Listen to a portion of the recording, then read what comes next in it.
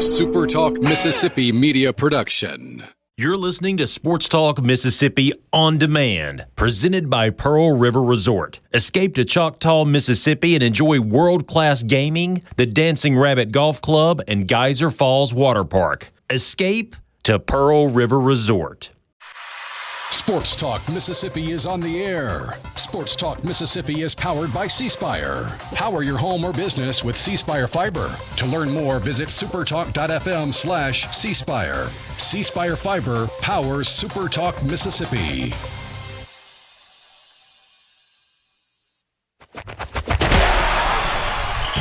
To the junction, in the Grove, and to the top. This is Sports Talk Mississippi. On your radio and in the game, right here on Super Talk Mississippi.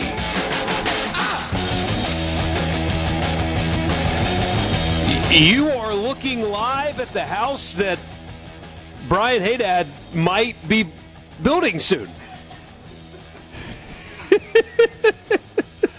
Sports Talk of Mississippi. Reach.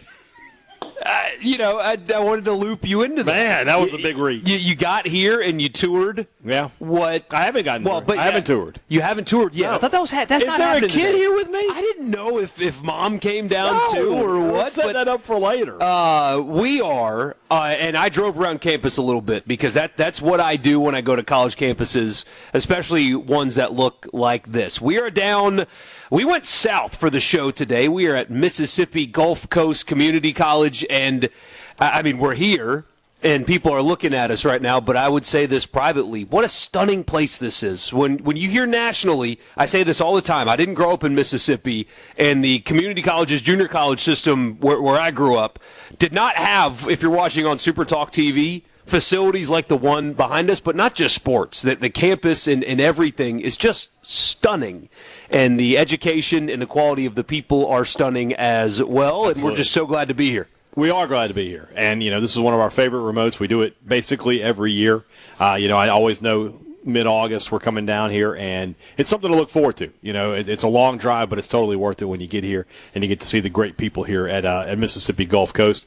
Wherever we are in the Pearl River Resort studios. Pearl River Resort is the place to have a great weekend. It doesn't matter what you like to do, you can do it at Pearl River Resort. If you want to go out there and golf in this heat, first off, more power to you. But secondly, we got a great golf course for you to do that at Pearl River Resort.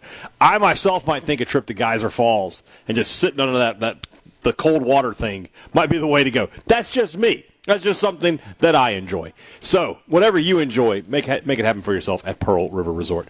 C-Spire text line's open to you, 601-879-4395. What are you looking for from your wireless provider? Is it free stuff? Because if it is, C-Spire's got you taken care of. Their new Ultimate Connect bundle, you can get a free iPhone, a free tablet, a free watch, and 100 gigs of data. It's only just $90. Visit your local C-Spire store today or go to cspire.com. C-Spire, inspired by, guess who? You. Oh, yeah. Somebody on the text line, I had the best time there. We called it 13th grade. That's awesome. And you saying that, by the way, reminded me of that line from the Offspring album. That's something everyone can enjoy. Exactly. And that's going to be – I might listen to that on the way home now. All kinds of stuff going on. So I'm going to actually step away for a minute because apparently there's going to be a Premier League preview coming later up this hour. I'm going to walk away and sit on one of these couches and you're going to sit down and scroll. You're going to on let the my grown-ups phone talk. It's going to be great. To not listen to people who support and encourage the beautiful game here in this country. It's August 20th. We're out here. We're not just World Cup guys. Just World Cup's on. I watch our national team. Yeah, because I'm an American. Well, it's always available. It's always available. But you could be a Crystal Palace fan. Chris Richards is there for you. Yeah. See, okay, that might need to be my team.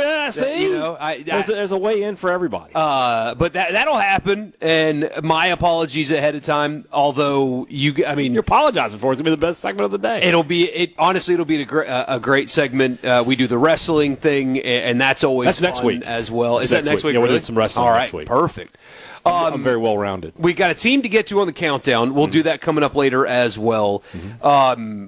There is one confirmed contract extension for an SEC coach that just happened.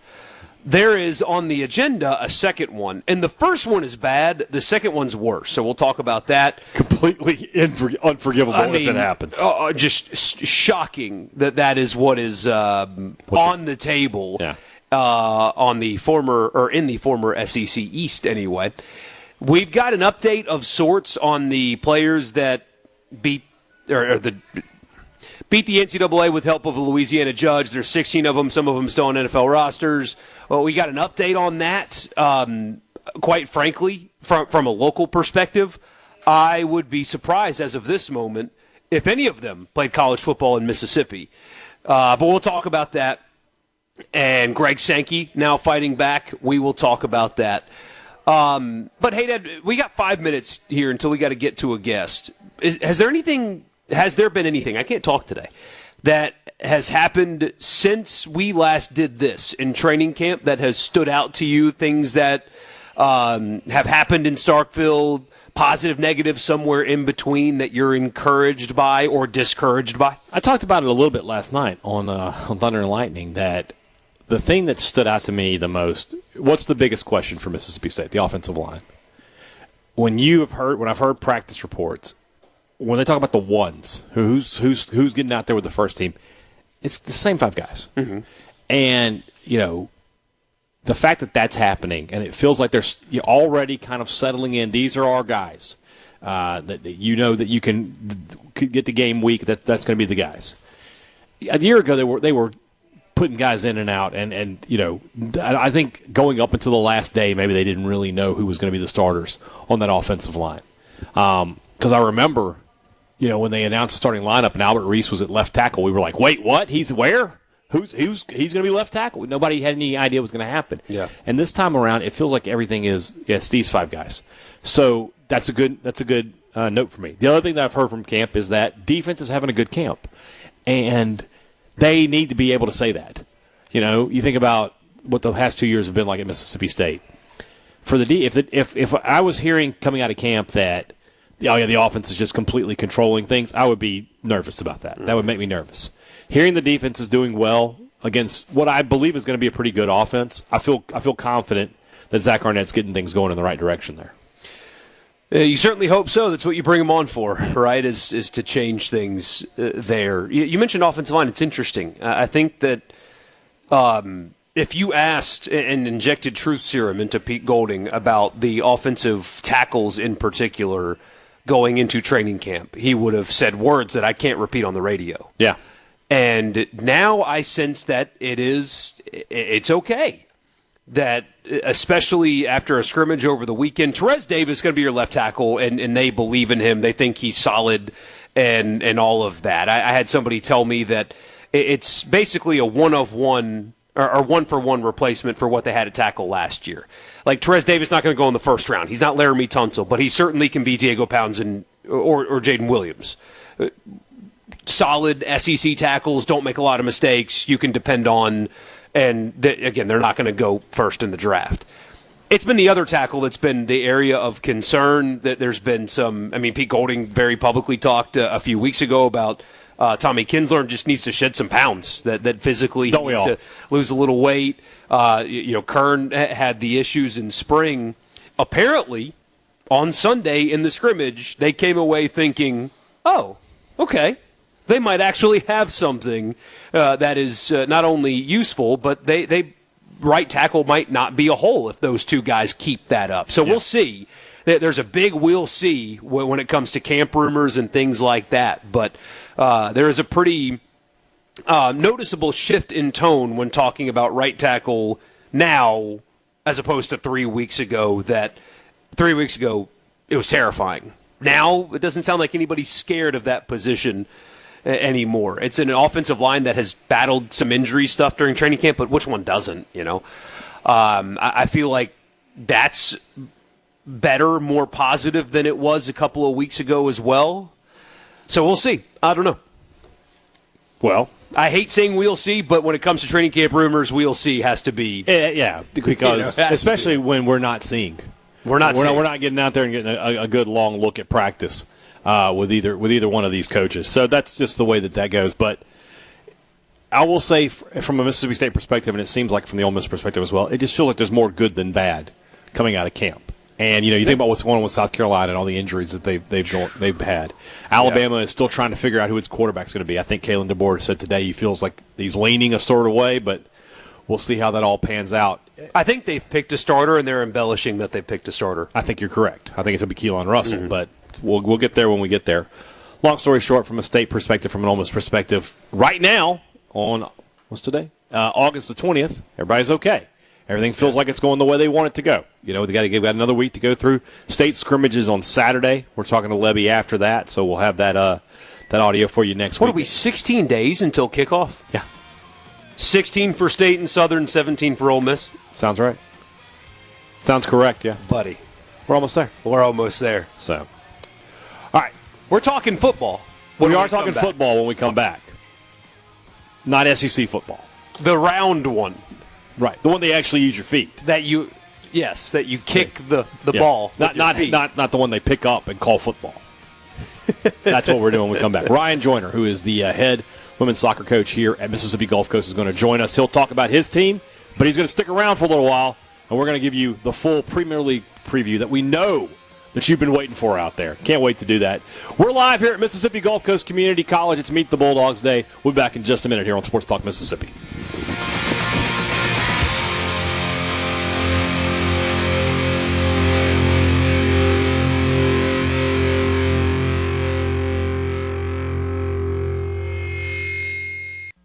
In the Venable Glass Traffic Center, delays in Rankin County. All lanes are blocked eastbound on 468 at Climate Drive. Also look for delays. The left lane blocked westbound on 20 at State Street, and heavy congestion northbound Lakeland at Treetops. This update brought to you by River Trust Federal Credit Union. With early direct deposit from River Trust FCU, your paycheck can arrive up to 2 days early. Whether it's paying bills or treating yourself, early direct deposit ensures your money's ready when you are. Visit our website or give us a call to get started. Federally insured by NCUA.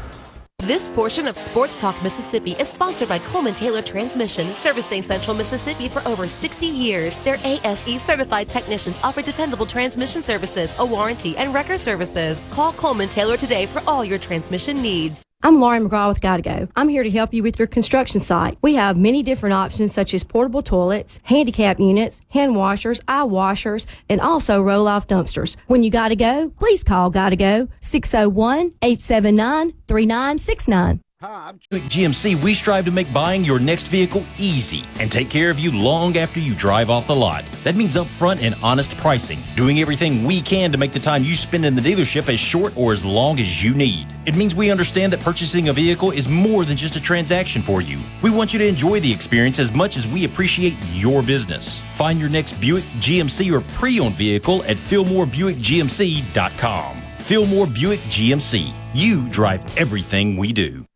Before your heating or air conditioning unit goes south, call our friends at Pure Air Consultants, your local day and night dealer. Tony and his team of professionals at Pure Air Consultants have been serving Central Mississippi for more than 21 years. Contact us today for free estimates or second opinion on replacements, or even to schedule regular maintenance to keep your unit performing at its best. Special financing offers are available too with Pure Air Consultants, your day and night dealer, online at mypureairconsultants.com. That's mypureairconsultants.com.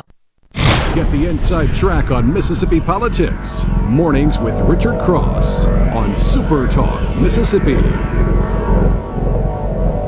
Bring Sports Talk Mississippi.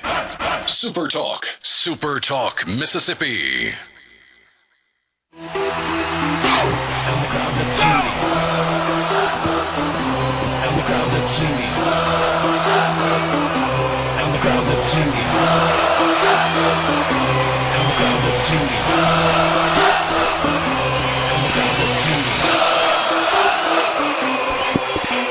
Welcome back, Sports Talk Mississippi. Borkey and Hadad with you from down by the coast. MGCCC is where we are. It's Meet the Bulldogs Day, and we're joined now by one of them, head soccer coach, women's soccer coach here at Mississippi Gulf Coast, Ryan Joyner, joining us right now. And I want to start with an apology that he looped you into whatever he's going to make you sit here. He could have said no. He was excited about But there are people, when you put them on the spot, don't want to be rude, and so they say yes, even though they don't want to do something. Well, I got the impression if he had wanted to say no, he would have been like, no. I mean, it happened to me when they were like, hey, do you want to do a show with Hadad? And I said let yes. Let me tell you something, buddy. Feel free to say no. I said Feel yes. free. I'll take over. I got didn't this. want to. But, I got this. Oh, we really appreciate your time. It's I imagine right now practice is a little warm. Yeah. I mean, warm is the nicest way to put that. We just came off the field about 30 minutes ago, about 115 on that turf, but we're prepping for tomorrow's game. Big season opener from us, playing at St. Louis Community College, and looking forward to getting the regular season going. You've been doing this a long time. I mean, you've coached a number of different levels, number of different places. What brought you, and this is your home area as well.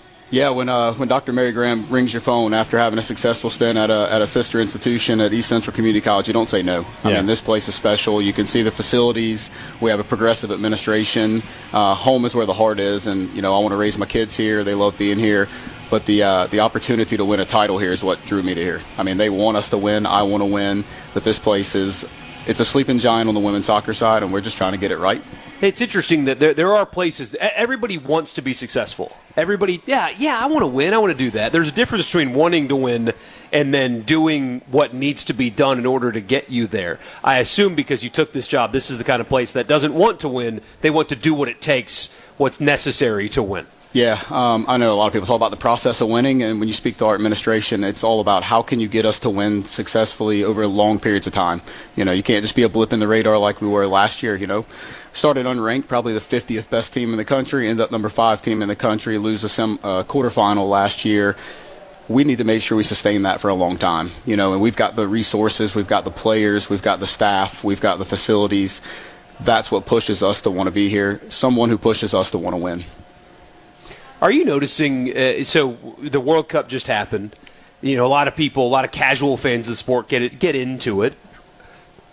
I watch every national team game, brother. I just like messing with them. But is Mississippi growing in terms of participation, interest, talent pool, things like that? Yeah, I guess I've been fortunate to be around it since I was born. Born in Ocean Springs, and I've seen it over 40 years of soccer was a dad coaching a couple of kids. Now it's professional coaches, full-time guys and women that are around doing this. The World Cup always brings out, your fair weather fans, but ultimately we want to see growth long term, and each time we get to host a World Cup, whether it was 94 or this past year, we're going to see a 10-year blip where it just skyrockets. I think people are falling in love with the score not being 1-0 or 2-1. I think that's a hard thing for our sport. I liken it to this. In football, we score 6 points for a touchdown. I think they're fictitious points on my end. That's 1 point. They just happen to be worth There's 6. one touchdown. Yeah. See, I go the other way. I always say a shot on target's like a field goal. Oh, yeah. So it's like, if you really look at it, the games are like 42-40 or something like that. You just got to put your mind to it a little bit. Tell me about your team this year. How do you improve on what you did last year? Yeah, I think each season's a new team. I mean, we graduated 13 sophomores last year. We brought in 17 new players this year out of a 25-player roster. We're young. We're inexperienced. We're very talented, though. I think that's a big thing in this league. You have to bring in the right talent. Us coaches, I think we're overrated massively. I think if you don't have the right player and personnel, then you're just who you are as a coach. We're a bit feisty. I like our team in that regard. We have a group of women that they're very headstrong in what they want to accomplish. We tell them, focus on today. My assistant coach was still out there training when I left, and he said, finish today strong. Tomorrow will come when it comes. But we have a group that's got a chance to excel really far in the national tournament. Last year was the first time for our team to be there. We want to make it an annual event for us, and we want to win the whole thing, starting with the state championship. But let's take it day by day. Let's see where we can go after tomorrow's season opener. Well, when he said feisty, and immediately in my head, I went to NFL training camp. It's like, you guys fighting at practice? Or are you having to break some scuffles up? Yeah, no scuffles yet. Maybe some mental hurdles when it comes to that stuff and the scuffles that come. But yeah, the girls love each other. I think that's important. You got to have a family here, and that's what Gulf Coast provides us. It's a family environment that wants to win, and when we win, the whole college wins. When we lose, the whole college loses, and that pressure is unbelievable. It's something we love. You mentioned recruiting. How wide is the net that you have to cast in order to build a roster that can win here? Yeah, so our league's a little interesting. We get 6 out-of-state / international players. So we have to go hit those players. We have to make sure they're the top of the top. recruiting in-state for us starts in the Gulf Coast. Soccer's been a real hotbed of talent for a long time. We've moved into Hattiesburg, Jackson. We picked some individual places out, but we move throughout the whole state. I want to say every week. It's very infrequent to get a down day, but when we do, we're either in Caledonia or we're in Jackson or all the way up to Tupelo in some points. But you have to throw a broad net in order to recruit in this state because there are some very, very good opponents that we'll play against inside in our league. And then with sports like soccer, I imagine the international piece is there for you as well. Correct. Yeah. So for us this year, we've brought in we've got a French player that's coming back from us. She'll be an all-region selection again this year, in my opinion, one of the top players in the country, really. We've got 5 others that are surrounded by her from Spain, England, one via Florida by the way of Iceland. So it's a little bit interesting story for Emma. And then we've got an Australian that had a 50-hour flight on her way over about 3 weeks ago. Goodness gracious. I think she's still tired from that. We'll find out tomorrow night, though, for sure. But the international piece is fun. Their cultures combined with ours. We're a melting pot down here, and we want to continue that. So are these young women that come to the States for academies or something, or are they? I mean, you go find a player from France that is coming here. Yeah, so my assistant coach, Jordan Hall, who is, I'd be remiss not to say, he's a Hall of Famer here at Gulf Coast on the men's soccer side. He's from England originally, so he gets to go home on the winter months and the summer months and recruit for us around Europe. A lot of it is these girls, they decide that they want the whole package. They want education, they want the soccer side of things, but they also want a new life experience. Get out of your home country, do something different, which between us, I would love to see our Mississippi girls do a little more of. Get out, see some different things, but the whole side for them is they want to come here and play good football or soccer. They want to come here and get a good degree, but they also want to have that social experiment of what life can be outside of England, France, Croatia, wherever it may be they come from. You said melting pot. What is that like when you've got girls from England, France, Australia, with girls from Caledonia and Sumrall and Gulfport? Our first 3 weeks of preseason are all about making team chemistry vital. We have no other choice but to say, hey, you might have grown up in a local farm town and wherever it may be, and you might come from the city of London. How can we put you two together? And then ultimately they have 2 common goals. They love playing soccer, and they love being around each other. And if you get those 2 things right, they tend to work pretty well for us. I see you got one girl from Leeds. You keep an eye on her. Yeah, my assistant coach is from that area as well. Oh, keep an eye on him. You never know with those guys. That's right. How's your French? How's your Spanish? Not great. The good news is our girls speak excellent English. I tell them all the time. Their English is better than mine most of the time. But they can talk back to you, though, and you'll have no idea. That's a great scenario to have. No. Anything they disagree with me with, I just look at them and give them the thumbs up. Yeah. Whether they like it or not. They're over there saying, who knows what. Hey, Coach, you're the worst. Keep going. Good job. Just give them that. That works for me. What beyond championships, what do you want to achieve here as a coach? Yeah, something I'm really proud of since I've been a head coach in this league, which is my 9th season. We have a 100% graduation rate for girls that have stayed 2 years. If you choose to start your path with us, we encourage that graduation. We had an alumni game 4 nights ago. It was nice to see 27 players come back to campus and look at our facilities now and say we were a part of the start of this. We like these girls that come back. They're now doctors, they're mothers, their wives. They come in, and this was the starting point for their journey. I enjoy that so much when they come into town and say, let's grab a cup of coffee, let's catch up on life, because ultimately our girls are going to be professional in something outside of soccer. I've been fortunate to coach 2 pros that are still playing overseas right now, but most of them are professional in something else. That means something to me. They get to be around my wife and my 2 young daughters, get to be a good example for them, and I think that's the most important thing for me. Soccer's going to be here. We're going to win games. We're going to be successful. How can we help you along the way in life a bit more? To you listening right now, I'm going to step away. Yeah. Because what is coming next, it was not my decision. I made an executive decision. I get 4 a year, and this is one of them. I mean, we're going to have to talk NCAA crap later. So the least I can do is let me have one moment of happiness here. And I'll tell you what, though, every time you do Mississippi something like State this, fan, I got very little in my life. Help me out. Every time you do something like this, our text line is filled with some guys that are like, oh, this is dumb. And then you get a bunch of, hey, this is my team. Yeah. I think if we check at the text line, we're going to have people who are like, my team is this, my team is that. Without a doubt. We'll be surprised. I'm looking forward to he's out. to You're going to slide down here. When we come back, Coach Joyner is going to join me, and we're going to give you the official 2026-27 Premier League preview. The season starts tomorrow. Like as we're sitting here right now, game one will be wrapping up. And hopefully we will be seeing the defending Premier League champs going down in defeat. So we'll talk about that when we come back. The Premier League preview, I've been looking forward to it all week with Coach Ryan Joyner here on Sports Talk Mississippi, live from Mississippi Gulf Coast Community College here in Perkinston. We'll be right back.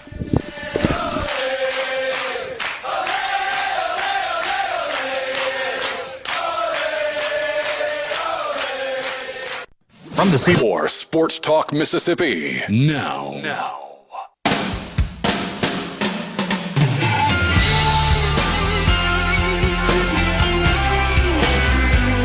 Gulf Coast Community College.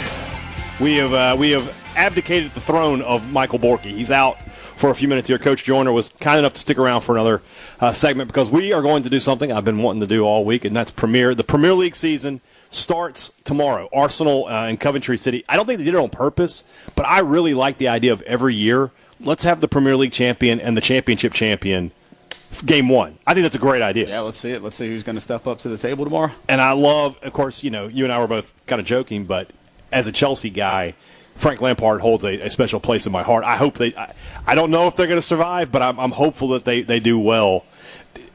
Is this, last year we had Sunderland stay up, Leeds stayed up for another year, Burnley obviously went back down. This really feels like a year the three teams that came up are probably going to be the three teams that go back down. Yeah, I think they're going to yo-yo a bit this year. I think with Coventry probably is the best chance in my opinion. Hull, they just don't have the financial backing. It's going to be tough on them. I love Hull. I actually know a Hull City fan, believe it or not. That's a rare thing. A guy in Oxford I know is a big Hull City guy. And then Ipswich, they're kind of yo-yoing. They were up there a couple years ago. We'll see. We'll see what happens with them. I kind of like the Tractor Boys and how they do things at Ipswich. Like they're a fun team. They are a fun team. They are hell on wheels in the championship. They're not so much in the Premier League. Of course, being a Chelsea guy with Liam Delap was like, I don't know what happened there. Then on the other side, let's talk about at the top. Arsenal last year, I was surprised because when City beat them in May, I thought, okay, here we go, it's over, and give them credit, they found a way to hold on, and they won the title. It feels like they're the best team, but I don't know if they'll have everything go their way the way it did a year ago. Yeah, I think it's interesting when all these teams have so many World Cup players that have just come back, long summer, very short holiday, and then Arsenal's got a team full of World Cup stars. Yeah. What are they going to be like in this first 6 weeks? Can they compete at the highest level? Yeah, their depth and quality is going to be there. I think they're the favorites, unfortunately. As a Liverpool fan, I'd love to see us in there, but Arsenal seem like they have what it takes to go back-to-back. And then another team that was in the top four, it's been in the top four the past couple years, is Aston Villa. I think they gave away too much this offseason. Morgan Rogers gone, just so many of their top guys. I don't think they just can replenish the way that some of the other big clubs can. Yeah, their spending has been very underwhelming, I guess you could say, for the summer. Their selling has been, they've made a load of money. They've made a ton of money. Made a ton of money with Morgan Rogers and Tielemans leaving out of there, but it's all about, can you sustain that over 6 to 8 years? They've got one of the best managers in the world. They do. No doubt about it. I love Emery. It's not about the coaching at that moment. You've got to have some players in those replacement roles. Can you get the good evening? Can you do it? I can't. Nah. You just say instead of saying Ving, you say Bing, and you got it. You make evening a 3-syllable word with a B in it. Noted. And that's how you pull off the Unai Emery. And then you mentioned Liverpool. That's your team. You were saying your parents are from Liverpool. Grandparents were born on Merseyside. Correct. And on the red side of it, obviously. Yeah, got it honest. Got it early in life. Remember watching one game. I was probably 4 or 5 years old, and then I was like, "Yep, I guess I have to do this." I think I tried to watch. I can't remember who it was, and they told me, they're like, you will support Liverpool the rest of your life. It'll be for good, bad, and ugly, and it's been all three of those. You've had more good than the other two things. It's been great the last 15 years. What do you think of the new guy there? I think it's going to take 2 seasons. I think the ownership's got to give him time. Fenway Sports Group needs to let him get his the right players in. I think they've got everything in the back. I know Jeff Bezos' money's now coming in there, which we're happy with that. We'll see how that transpires. Let me tell you, just from my own personal experience, just having $1 billion doesn't make it all work for you sometimes. That's right. You can spend $1 billion and still go 0-0 sometimes. You're like, what the heck happened there? And then you were talking about Chelsea's new coach, who, of course, is a Liverpool legend, Xabi Alonso. This was a guy that a year ago was taking over at Real Madrid, the biggest job in the world. It didn't go badly, but they weren't happy with the way it was going, so they get him out of there. I couldn't believe Liverpool didn't make a move for him. I thought Chelsea was really fortunate to bring him in. I think after the experiment at Real Madrid, I think Xabi Alonso is probably the best coach, most qualified. I think when you're at Real Madrid, you got to be the best man manager in the world, and I'm not sure he was that.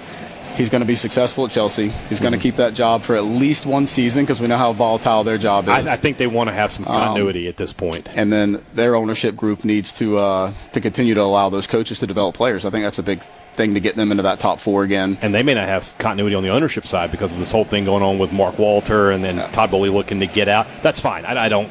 Yeah. As long as somebody's got money, it'll be okay. What about you're probably your second favorite team, Man United? Well, I wish them nothing but the worst. I know, but I think they're going to be pretty good this year. Yeah, second season in there. I rate Carrick. I think he's one of the top managers. I think he understands what United needs. He's an academy-based player after he moved through as a youth. Ultimately, he's a guy that he gets it. For whatever that means at Man United, he gets what it takes to win at that level, and he's a first-class guy. That might be the most college football kind of thing in terms of about culture. Other places it does feel like Chelsea feels very much like a business. City feels a lot like a business.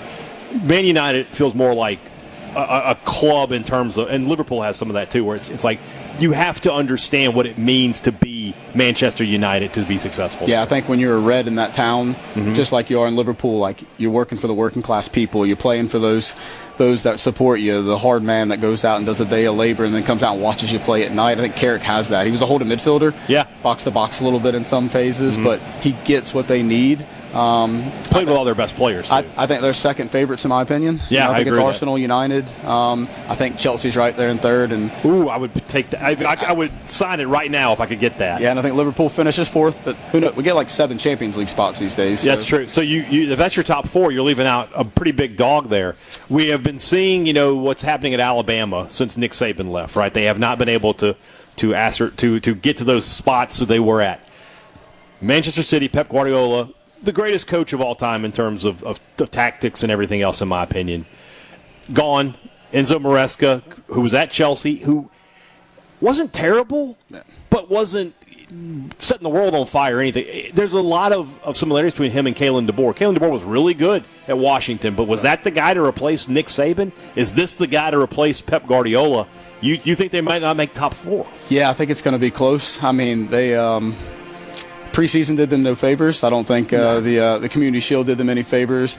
They still got the best striker in the world playing in their team. Yeah. They still got quite a few young talents in there, but they lost their entire midfield, had to bring in 3 new guys with Elliot Anderson. Ryan Cherokee will play for them a lot more this year, which if he can turn things on, they'll do well. If he doesn't, it's a lot to be said, especially with Rodri leaving for Barcelona now. Rodri, kind of the heart and soul. Once De Bruyne left, he became that guy in the middle. He's a quarterback. Yeah, he's a quarterback. And now he's gone. Thought he was going to go to Real Madrid, and Barcelona comes in there and plucks him. But La Liga is a story for another day. Who's the mid-table team that you want to keep an eye on this year?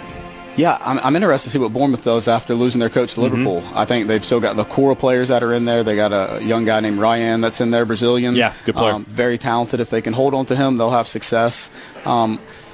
On the other end of that, I don't see why Leeds can't actually sneak into that top 10. They've invested well. They brought a first-rate goalkeeper in. I think they're going to have a really good sound. They got the other guy from City. Yeah, Trafford. Yeah.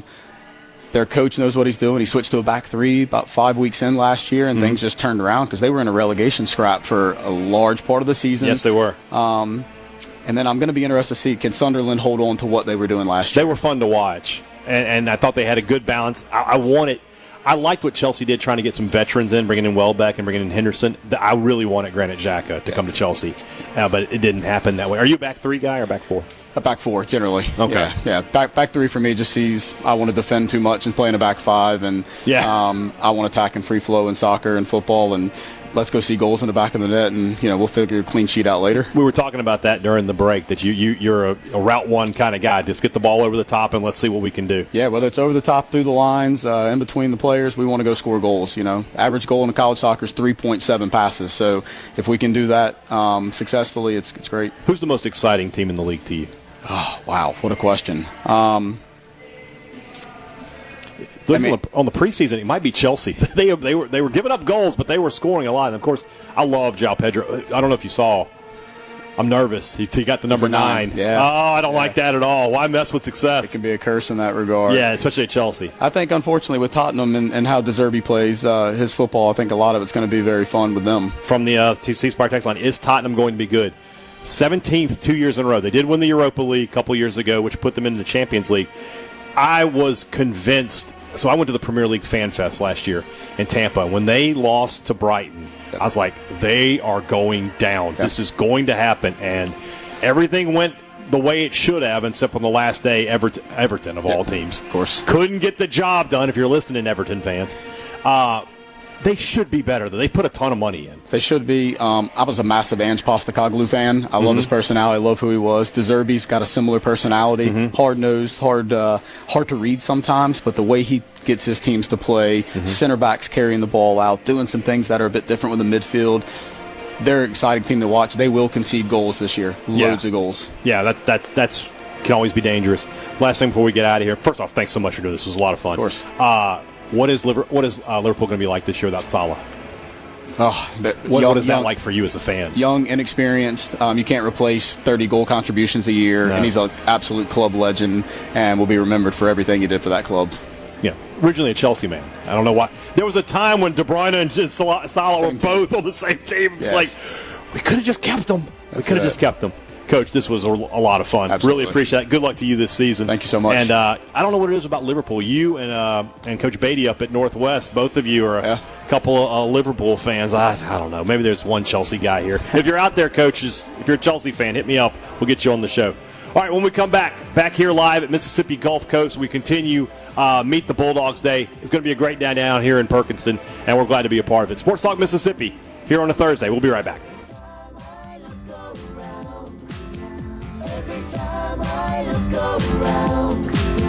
Every time I look around, it's in my face. Sports Talk Mississippi is back. This is it. Super Talk Mississippi.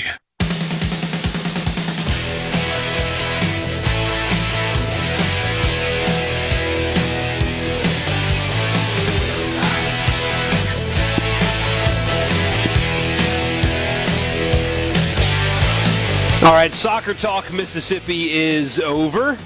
It's football. It is football season. We're so glad that you guys are with us. I'm Borkey. He's Hadad. No, look, we have a summer of monotony. There's only so many things that we can talk about before driving ourselves crazy when there's nothing new going on. And sometimes we have to indulge each other on conversations.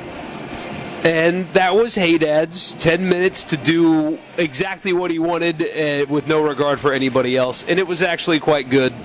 And if you did not like it, it's over now. And if you did, I hope. And now we'll start talking about the legalities and the crap. And all that stuff that you like to talk about. Well, I don't like to. No, that's your favorite thing. I don't like to. I just believe that it is important to talk for our audience. Some big news here in the state of Mississippi today. As Southern Miss announcing that they are changing the name of the football stadium. And the Pete got some renderings out there as well. As well. But now M.M. Roberts Stadium, which, that's a interesting name for a number of reasons, but will no longer be known as that. Will now be Renaissance Stadium, Renaissance Bank, obviously. Looking at the deal, it looks like a deal for about a $2 million per year deal. Close to $2 million a year. Yeah, for 10 over years. Year one's like $500K, and then it increases. It goes all the way up to about almost 1.7 by the end of it. So, a good deal for Southern Miss. Renaissance Stadium. That being said, you think about it in this state. Vaught Hemingway Stadium has been the name of that stadium my whole life. State was Scott Field until the most recent, or not the most recent expansion, but the first expansion when Davis Wade gave enough money that it became Davis Wade Stadium, Scott Field at Davis Wade Stadium. Now it's just Davis Wade Stadium. Nobody says Scott Field anymore. M.M. Roberts has been the name of that stadium my whole life, but this is the first time where you're talking about you're changing it to a corporate name. You think about like here in the South, like there's not a lot of those kind of No, you got Kroger's Field in Lexington. Yeah, is that it? What is Vanderbilt's new stadium? It's just called Vanderbilt. It's a bank. Is it a bank? Something Bank Stadium. Yeah, Tiger Stadium, Bryant Denny, Jordan Hare, Sanford Stadium, Benton Hill Griffin. I mean, all these have these long legendary names. This is the first time I can remember it being change like that. People, somebody on the text line, Josh from Laurel, people are always still only going to call it the Rock. Now, is it the bank now? It'll always be the Rock. But the thing about something like you got to find alternative revenue streams. That's the thing everybody talks about. And for Southern Miss, I mean, the truth is it is becoming increasingly more expensive for you to operate, and the gap between the Sun Belt and the SEC is continuing to widen. And when you look at some of the programs that have been added to the Sun Belt, they've got larger alumni bases than yours. Like a James Madison's a very wealthy institution. So you got to catch up. And there is nothing like free money because Southern Miss doesn't have to do – I mean, they had to obviously go sell it, and that probably took a lot of work and a lot of time. But you don't have to change anything other than a name on a stadium to get over $1 million a year. That's it. It's just that simple. And so a really just a good job well done from Jeremy McClain and his staff and everybody at Southern Miss. Jeremy, if you're listening, we just talked to you 2 weeks ago. You could have just told us. You could have been like, hey, there's some big news. Yeah. We could have done that. But it's just help us out, man. It's a no-brainer thing. Like you said, the name. There are some names that are hard to get rid of. That's easier to get rid of than some. And the other thing is, Renaissance Stadium. It just flows. It's not one of these like. What was the one you told me the other day? I was just like. Oh my gosh! Do you remember what it was? No, I don't. But some of these are awful. Some of them they have like 3 words before you get to the word stadium or park. Or Renaissance Stadium. It works. It's fine. It's what was the word we used the other day? It's inoffensive. Inoffensive. Yeah. Welcome to Renaissance Stadium on the campus of Southern Miss. Done. I mean, it's so easy and it's cash and. That'll help in so many ways. So good on everybody at Southern Miss. The baseball renovations, the renderings of the renovations, I suppose, look outstanding. And I don't know what the timeline for that will be. They're making some adjustments to the roost. They're making the fence see-through. So you can add more people to the outfield without having to get up high. You can start at the ground level and then build up high, so you can add more people in there. They're putting some awnings down the right field line. They're adding a new enhanced area down the left field line. The entryway, if you will, looks much nicer. It's already a great ballpark, and it's already one of the best fan bases in the sport. And now it looks like they're going to have a stadium to match that commitment. It looks great. Good stuff. I mean, Diddy Noble Field, Swayze Field, Pete Taylor Park.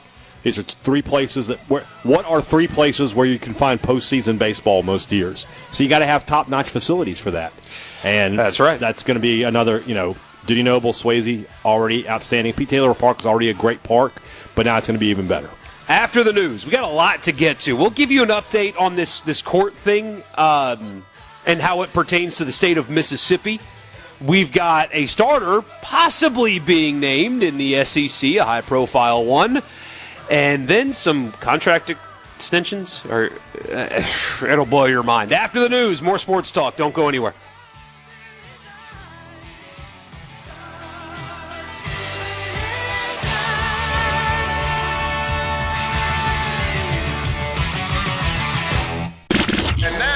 Special surprise for everyone.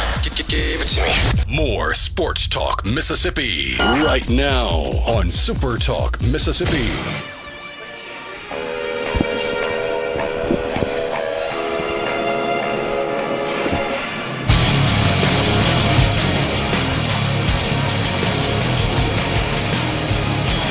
Sports Talk Mississippi back here live at Mississippi Gulf Coast Community College. It's Meet the Bulldogs. There you can see right behind us here, they're getting ready for the big event. They're playing Thunderstruck. They're playing Thunderstruck, which my what's the word I'm looking for? That's like my Pavlov dog reaction. When I hear that song, it's time to go home. That's the last thing Rhino plays for me on a Wednesday night. So when I hear Thunder, I'm like, oh, it's time to go. Time to call it a day. Borkey had to reel me back in. Guys, I don't know if you've been outside today or the last couple of days. I could be completely wrong. I'm pretty sure I'm not. The temperature is pretty much close to 1,000 degrees out there. You could, never mind cooking an egg on the sidewalk. You cook a 4-course meal out there, dessert included. You don't want to be outside any longer than you got to be when it's this hot, but you got to mow the grass. So don't let the heat and your property work you. You've got to be the one doing the work, and you can do that at Ag Up. Don't forget, this Tuesday, not this Tuesday, a month. We got a month before in this. a month. Yeah. I'm so used to saying the remote's the same day, but we want to let you guys, we're giving you guys a lot of heads up on this one because we want you to come see us. We're going to be at Ag Up. We got a lot going on that day. We got a lot going on that week. That's true. That's LSU Ole Miss week. That's we got 3 remotes that week, but but above all, we have Ag Up. Their kickoff to deer season customer appreciation event will be live at Ag Up in Canton, starting at 3. At 5:30, hamburgers are on the grill. At 6 o'clock, the Honky Tonk Playboys with Michael Borkey on steel guitar. Yes, sir. We'll be out there. And there's going to be some great giveaways all day. They're going to have local vendors out there, some of their partners in the outdoor industry, and a lot of special offers from Ag Up. So whatever's going on for you, if you're getting ready for deer season, if you're just talking about taking care of your property, or if you're just looking for a great event, please stop by and see us. Tuesday, September 15th from 3 until 8 p.m. at Ag Up Equipment, 160 Calhoun Commerce Park Drive in Canton. You come see us, you get a free meal, you can register for the giveaways, and spend the evening with Ag Up Equipment. We look forward to seeing you there.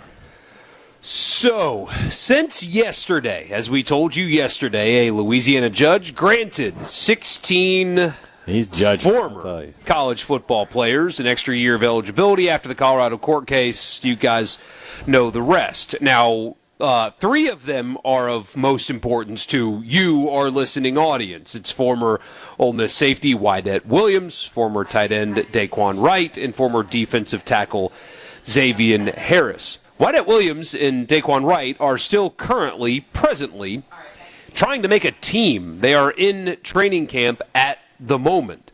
Xavier Harris was cut by the Saints a couple of weeks ago. Maybe 10 days ago. Doesn't matter. Yeah. He was cut.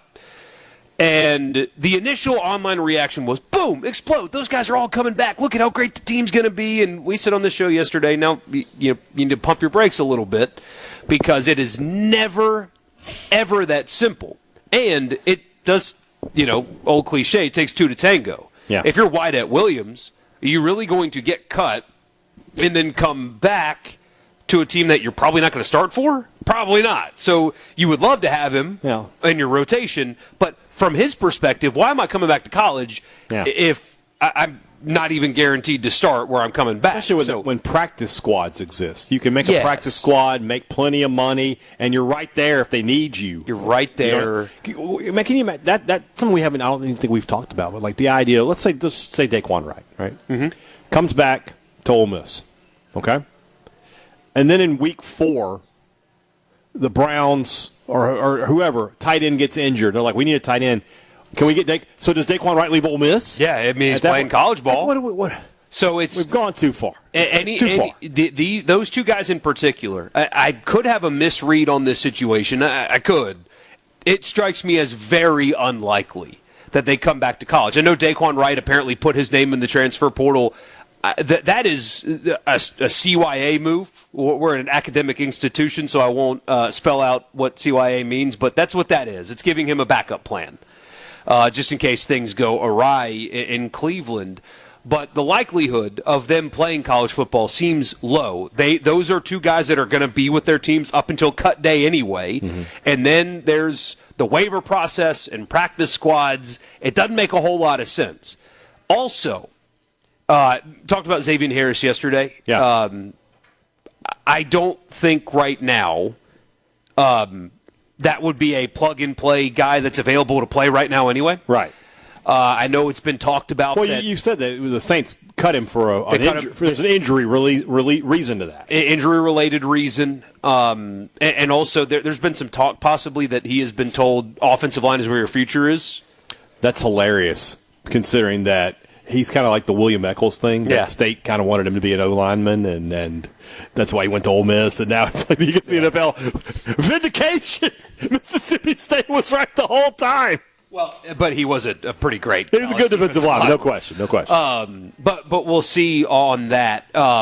If you made me bet right now, and this is just projecting opinion, if you made me bet right now, none of the 3, if I had to bet, would return to Ole Miss to play. That would be where I would put my money. So let me ask you this, because friend of the show, although not a friend of a lot of our listeners, Matt Moscona, tweeted this last night, and he's correct. And so I'm going to read the tweet for here we go. If you hate today's ruling, cool. I agree. Remember who has the power to change it? The adults. Universities and athletic administrators and coaches could tell every one of these athletes they're going to accept the NCAA rule and not allow them to play. But they won't. They have too much to gain and lose with every win or loss. Instead, we'll allow sympathetic judges to determine outcomes. College athletics isn't lawless.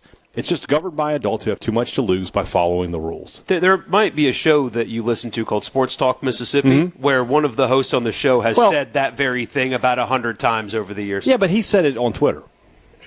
I like to read. That is exactly what I've been talking about for years. The schools knew. If I knew this was coming, I found old tweets of mine dating back to 2015, 2016, talking about collective bargaining and this very thing. If I knew this was coming, the schools and the administrators and the conferences knew this was coming too, and they chose to beg Ted Cruz for help and not actually do it themselves. And this is the outcome that you get. This is what happens when you do that, because the NCAA, for all of their faults, and they have many, are trying to defend basically the indefensible. Their rules are legally, basically, indefensible. The NCAA. Right.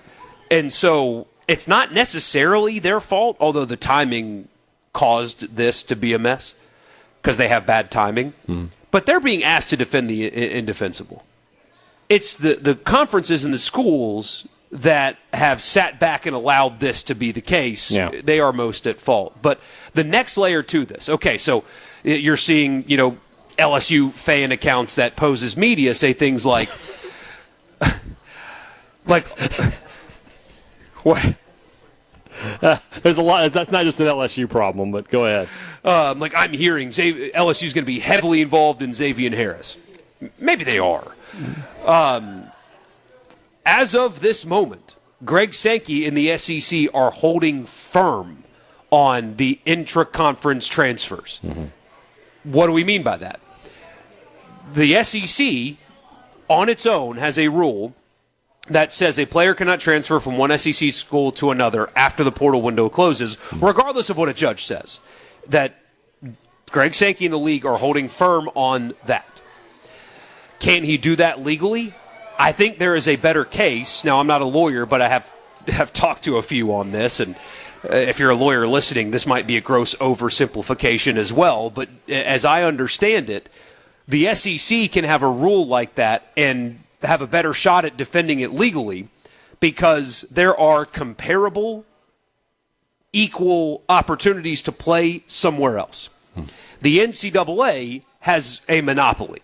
And it's all of the schools coming together saying, we're going to restrict them. And it's a blanket thing. SuperTalk can decide a show host is not making more than this amount at our company. All of them make the same, and that's legal. But if SuperTalk got caught up with all of the media companies and they all capped what a host can make without the host agreeing, that's where you violate antitrust law. So the SEC, in theory, can have this rule and legally enforce this rule. That's right. And I don't know if somebody like an LSU wants to get in the business of suing Greg Sankey. Yeah.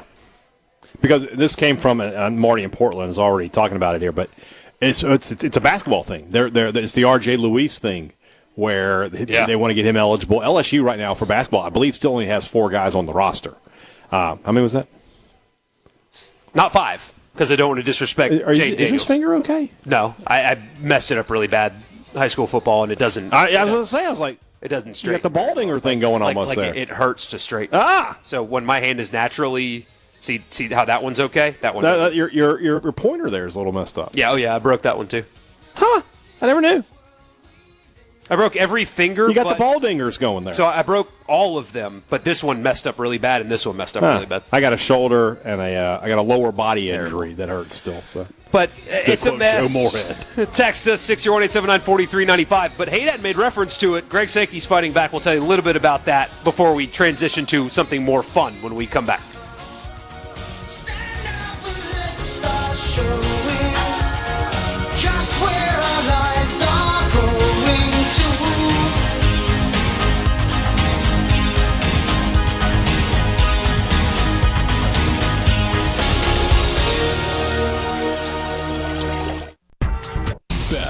Best sports talk in the state. It's the best thing. Say that again. We the best on 3. 1, 2, 3. We the best. Sports Talk Mississippi. Super Talk Mississippi.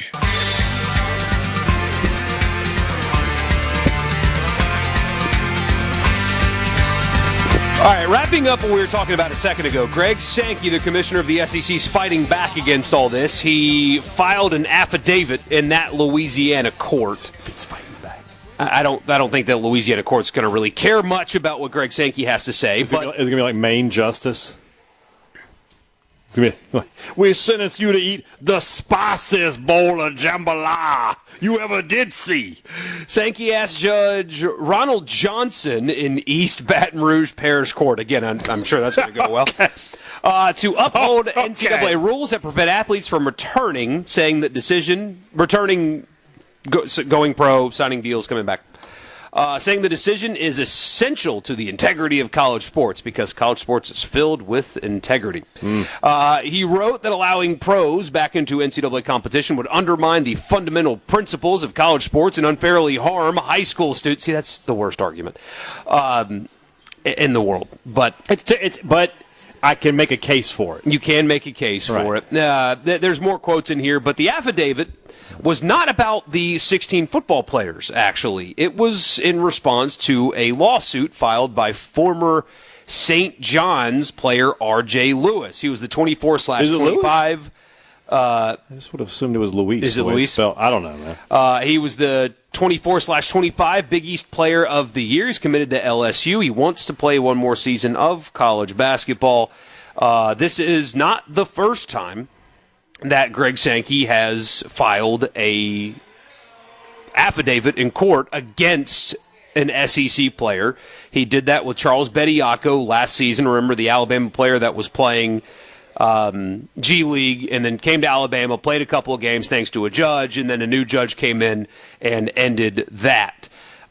This player that Will Wade is trying to get on board signed a two-way contract with the Utah Jazz, was traded to the Celtics. He played in NBA preseason games, but he got injured and did not play in the G League. However, again, 2 NBA contracts and did play in preseason games. The legal argument that he's trying to make is that his situation is no different than the European players. That is most certainly disingenuous. However, that is what he's trying to argue, and Sankey fighting back. LSU Director of Athletics Verge Osberry was quoted as saying legal schmiegel. I do find it interesting because the aforementioned Matt Moscona talked about how if Sankey steps in and tries to not allow the intra-conference transfers in football, there will be more lawsuits. I would love to know. Truly, I want to see it happen. Like, please, LSU, sue the SEC. Please sue the SEC. I would love to see that play out in court because I don't think it goes the same way as the NCAA. Right. The SEC would be like, okay, want to sue us? Okay, please sue us. See what happens next. I don't think that's the best route to go. And in Lane Kiffin's defense, he was asked about these extra players thing today, and he basically was like, "You kind of got who you got on your roster." 10 a.m. filing in court. 10:05. New SEC schedule announced. All 11 a.m. kickoffs at Tiger Stadium this year. I mean, do you like your TV money? Yeah. Because the courts don't have to. We don't have to give it to you. We absolutely do not. So anyway, we'll see that play out. Right. And speaking of wasting money, yeah, I was going to say what doesn't have to be given is contract extensions in August. But Brent Venables got one of those. Oklahoma. I'll try to keep it together, Borkey. I may not. Coming off of a season in which they made the playoffs. They didn't make the that did happen. I'll just tell you, if today was January 20th, and we were talking about this, I'd be like, you know what? He bounced back, got his team in the playoff. They had injury issues. He still battled through it, and he did a great job. Sure, give that guy some more money. I don't have a problem with that on January 20th. a brand new 6-year contract for Brent Venables worth over $60 million, fully guaranteed. The season starts in less than 2 weeks. Yep. Nobody is trying to hire your coach today. Not one person. Not one person on this planet. And he wouldn't leave Oklahoma anyway. Right. Yeah, there may be 3 jobs in the world he would that are in college and maybe an NFL job. That's it. None of those teams are hiring, though. So why? All you've done now is, here's the thing with Brent Venables. Yes, they had a fantastic season last year. No doubt about it, right? If they don't have a fantastic season this year, that's 3 out of the 5 years he's been there, they didn't have a fantastic season. He has 2 6-win seasons at Oklahoma. Well, what if they go 7-5 this year? And Hadad, last year's fantastic season ended with a home loss where they had a big lead. Yeah. So all you've done is set the table for possibly having to give this man $60 million. Again, I will never, ever understand athletic directors bidding against themselves. Nobody was trying to hire your coach today. You didn't have to do this today. You could have done it in January, and I would have been like, all right, makes sense. I get it, no problem. But on August the 20th, you're just doing it for show almost. It's almost like, oh, yeah, we forgot to do this earlier. We need to take care of that. Go ahead and do it today. Why? There's no point. There's no point. And this, again, as I've said 100 times, I am so not interested in actually listening to administrators at these colleges, the big ones, talk about, oh, it's not sustainable. Oh, there's just there's too much money. This is out of control. It's not sustainable. Please help me, Ted Cruz. Help me, Tom Cruise. I'm not interested in hearing that. I'm so sick of, it's not sustainable. And then you turn around and give Brent Venables $60+ million. But until you stop doing that, I'm not interested in hearing you tell me that this is not sustainable. You're right. But at least with Venables, he's coming off a college football playoff appearance. I saw your tweet today, and I audibly yelped when I read it. I was like, what? There is a line item on the agenda at the University of South Carolina Board of Trustees meeting tomorrow, and that line item is, quote, Shane Beamer employment agreement changes. Unless that change is, hey, a reduction in salary. A reduction in salary, a reduction in buyout. If they give Shane Beamer an extension going into the season where if he doesn't win 7+ games, he's going to get canned, and they just increase the buyout for that. Is Ray Tanner still there? I thought he retired, right? Didn't it's he? Somebody else now. Well, apparently he gave him a parting gift. I don't understand. I just don't get it. Shane Beamer's seat is, at best, the 3rd hottest in the conference. That's at best. He might be number 1. And they're going to extend this guy coming off of what? They won 5 games last year, 4 games? They're going to extend him? Really? Regardless of what it is. Even if it's an extension just 1 year, they don't raise the dollar amount. On what planet would adjusting his contract at all be something that you would even think about doing? And Marty says, only reason I can think of it helps recruiting some if there's a perception of stability. In this day and age of the portal where players are year to year, who cares who the coach is? The players, if you don't like the coach year 1, you can transfer out. It doesn't matter. How many players right now are telling Shane Beamer, I'd commit there, but your contract I'm just not enough. Sure. Yeah, I don't buy into that. And also, if the season's going well, then you can give him the new contract. Exactly. If South Carolina, after 8 weeks, if they're sitting at 6-2, give the man an extension. He's done the job. But on August 20th, going into a season where we are considering Shane Beamer to be one of the coaches who could be fired at the end of the year if things don't go. What does this extension look like if they lose to Mississippi State? Week 3, at home, lose to Mississippi State, and they're going to be like, wait a minute. We just extended this guy. Because I'll go and tell you, if you lose to Mississippi State and South Carolina this year, you're probably going 5-7 or worse. Maybe worse. And I don't know, man. I just don't understand. I'll tell you one thing, and if you guys are listening, if Zach Selman and Keith Carter and Jeremy McLean, if you're listening, please don't ever put me in the position where I just got to absolutely come off the top rope on you because you gave a coach an extension in the middle of the summer. Just don't do it. Just don't do it. 2 weeks away. Yeah, we are 2 weeks away from the season. This couldn't wait. I don't. It's unbelievable. I maybe look. I'm not a smart man, and I don't really understand the big business of college sports, and I never will. That's fine. I don't have a problem admitting that. But goodness gracious, I mean, it's like having a perfectly good car that you just bought a year ago. Yeah. And you just one day you're just like, can I refinance? I want to pay more. How do I pay more on my monthly note? I don't know the answer to that. Something that we'll talk about as it gets closer, though, but one of the more, I guess funny would be the right word, fascinating, funny storylines going into that game that you mentioned earlier. Brother-in-law v. brother-in-law calling plays in Week 3 in Columbia, South Carolina. What do you think Thanksgiving is going to be like when brother-in-law are going against brother-in-law as play callers in a college football game? It's going to be fun. Oh, man. 601-879-4395, the C Spire text line. When we come back, Dr. Brad Bailey is going to join us. He's the vice president of Mississippi Gulf Coast Community College. Did I get it right?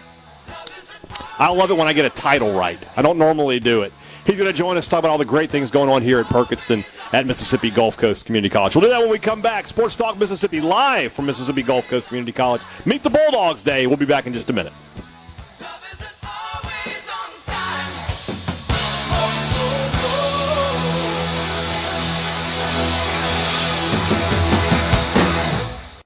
From the SuperTalk Mississippi on the SuperTalk app, your local SuperTalk station, and at supertalk.fm.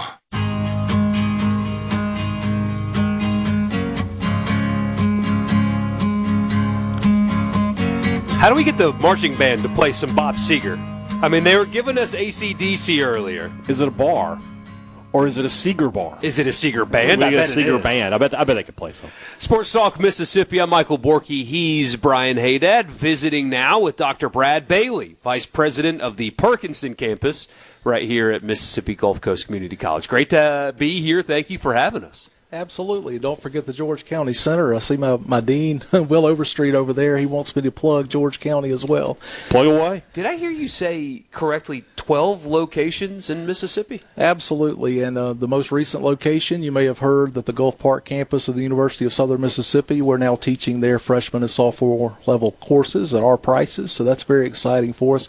A whole lot to be excited about at Gulf Coast right now. This is the first day of the fall semester for us. So there's students everywhere. We have activities going on, including this one. We have snow cones outside for the students to draw over here tonight. So, hey, exactly. Go have fun. Just bring one back. The Dancler Arena very soon. So all of our students are returned. Our enrollment is up. So the campuses across the 4 counties are just bustling with excitement right now. This is our favorite day of the year. It's like Christmas morning. I continue to see articles and stuff about how there's essentially a northern wave. People from outside of this region that are coming south to go to college at the 4-year level. Are you guys experiencing the same thing? Is there a wave of people not from Mississippi trying to come here for school? And what's the enrollment like at this level? Our enrollment is up over last year. We were up last year. We're up this year as well. So we're kind of on an upward trend. That's not really a national trend. People are experiencing some difficulties in enrollment across the country, but we're not experiencing that here. But I believe it's because we are functioning as a community college should. We are responsive to the local economy and the local needs of our community, and we work hand in hand with them. We are partners in our community. We're able to react to what our local folks need. For example, just a couple weeks ago, 250 plus employees were laid off at Hood Industries.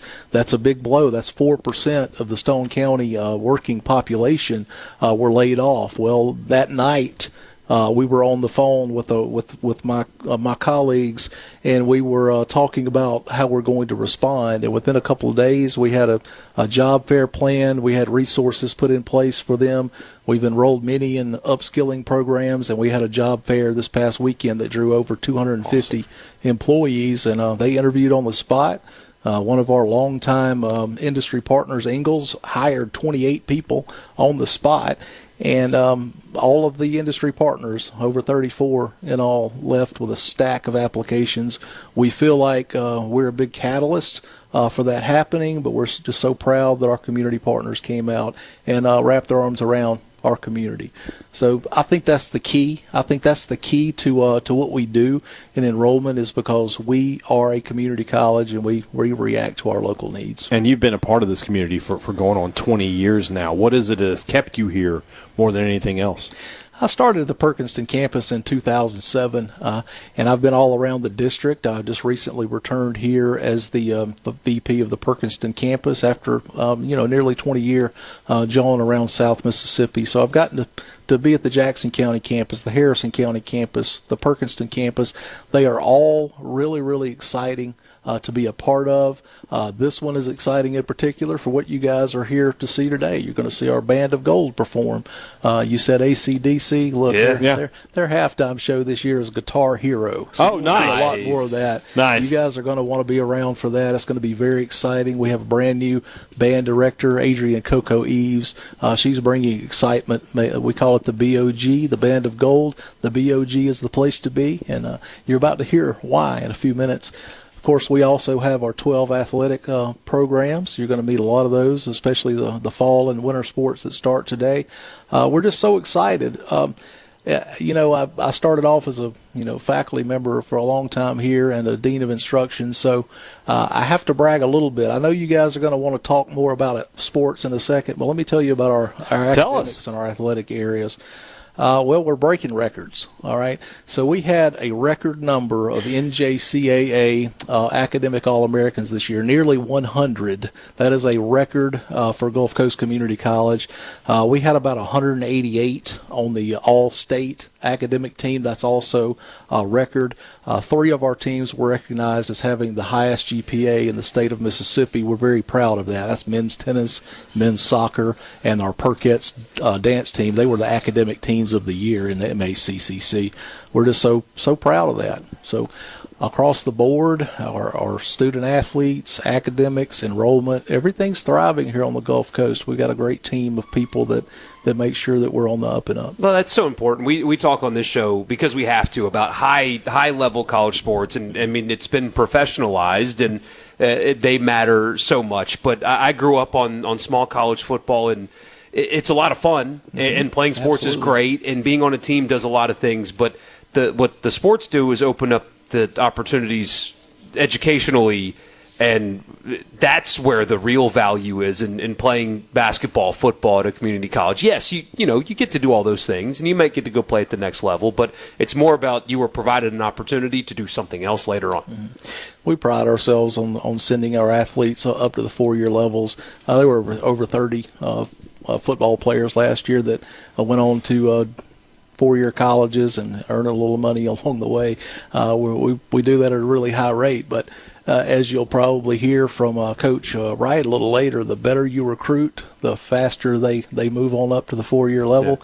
Yeah. We're very excited about what we're able to do for those kids here, and we've had a lot of success with them, of course, over the years, getting them up to the next level. That's what they want. And they're highly aware of the opportunities that await them at the next level, and they are very much focused on getting there. And we are their catapult. What's secret's not the right word, but for you creating a culture of winning, which you have here at Mississippi Gulf Coast, what's the main ingredient that goes into that, especially from the administrative level? Tradition and excellence. Everything we do at Gulf Coast Community College, we strive to be the best, not in the state, but in the country. For example, you may have seen the banner drive it in today. We are an Aspen top 10 institution. That means that Aspen Institute in Washington, D.C. considers us among not skiing, the top 10. I know you love to ski. Big fan. We're among the top 10 community colleges in the nation, in their estimation. We'll find out next April if we're number one in the world. We think that we are. I've told people my entire career in the community college system that Mississippi has the best community college system in the entire nation, and Gulf Coast is the best community college in Mississippi. So to me, that makes us number one. Top 10 in the nation. Do you know off the top of your head how many community and junior colleges there are? Over 1,200. Wow. Over 1,200. Are you the only one from Mississippi in the top 10? Yes, we are. How about that? There it is. Did you see the little hesitation there? He's like, do I brag? Do I brag? I'm bragging. Yeah, I'm gonna by all means brag. You've earned it at that point. Well, look, we love our community college system, and we all challenge each other. Mm-hmm. We got some really good ones, or we wouldn't have the best system out there. But we believe that we're the best. That's quality stuff. From an athletic standpoint, all of the programs doing so well. Coach Wright's been here for such a long time. He's always a joy to talk to, a guy who's done and seen it all in the game of football.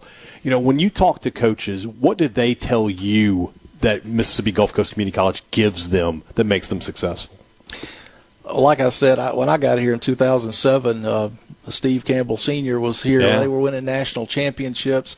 I've never known anything but national elite athletics since I've been here. Mm-hmm. So it's tradition. It's striving for excellence. It's the facilities. I mean, turn around.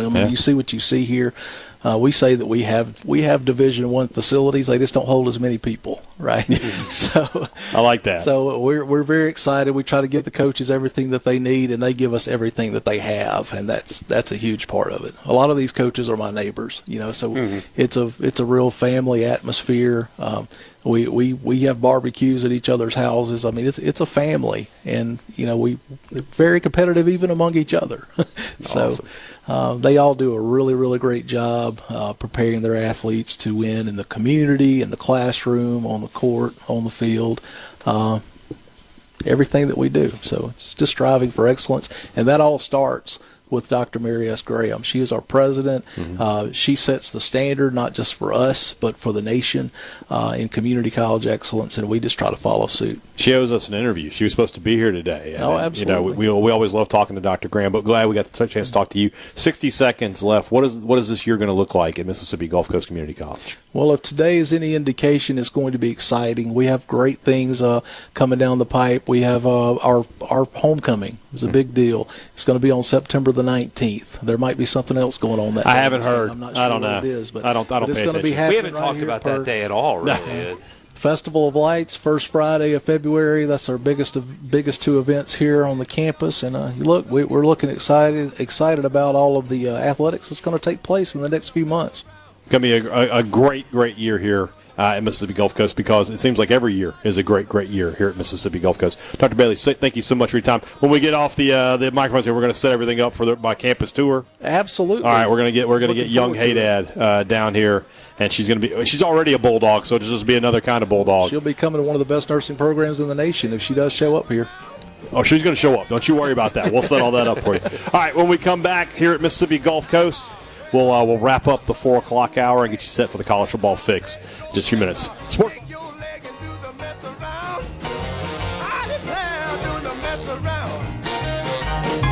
Yeah, do the mess around. Everybody's doing the mess around. What's happening in Mississippi sports? You'll hear about it first, right here. Sports Talk Mississippi.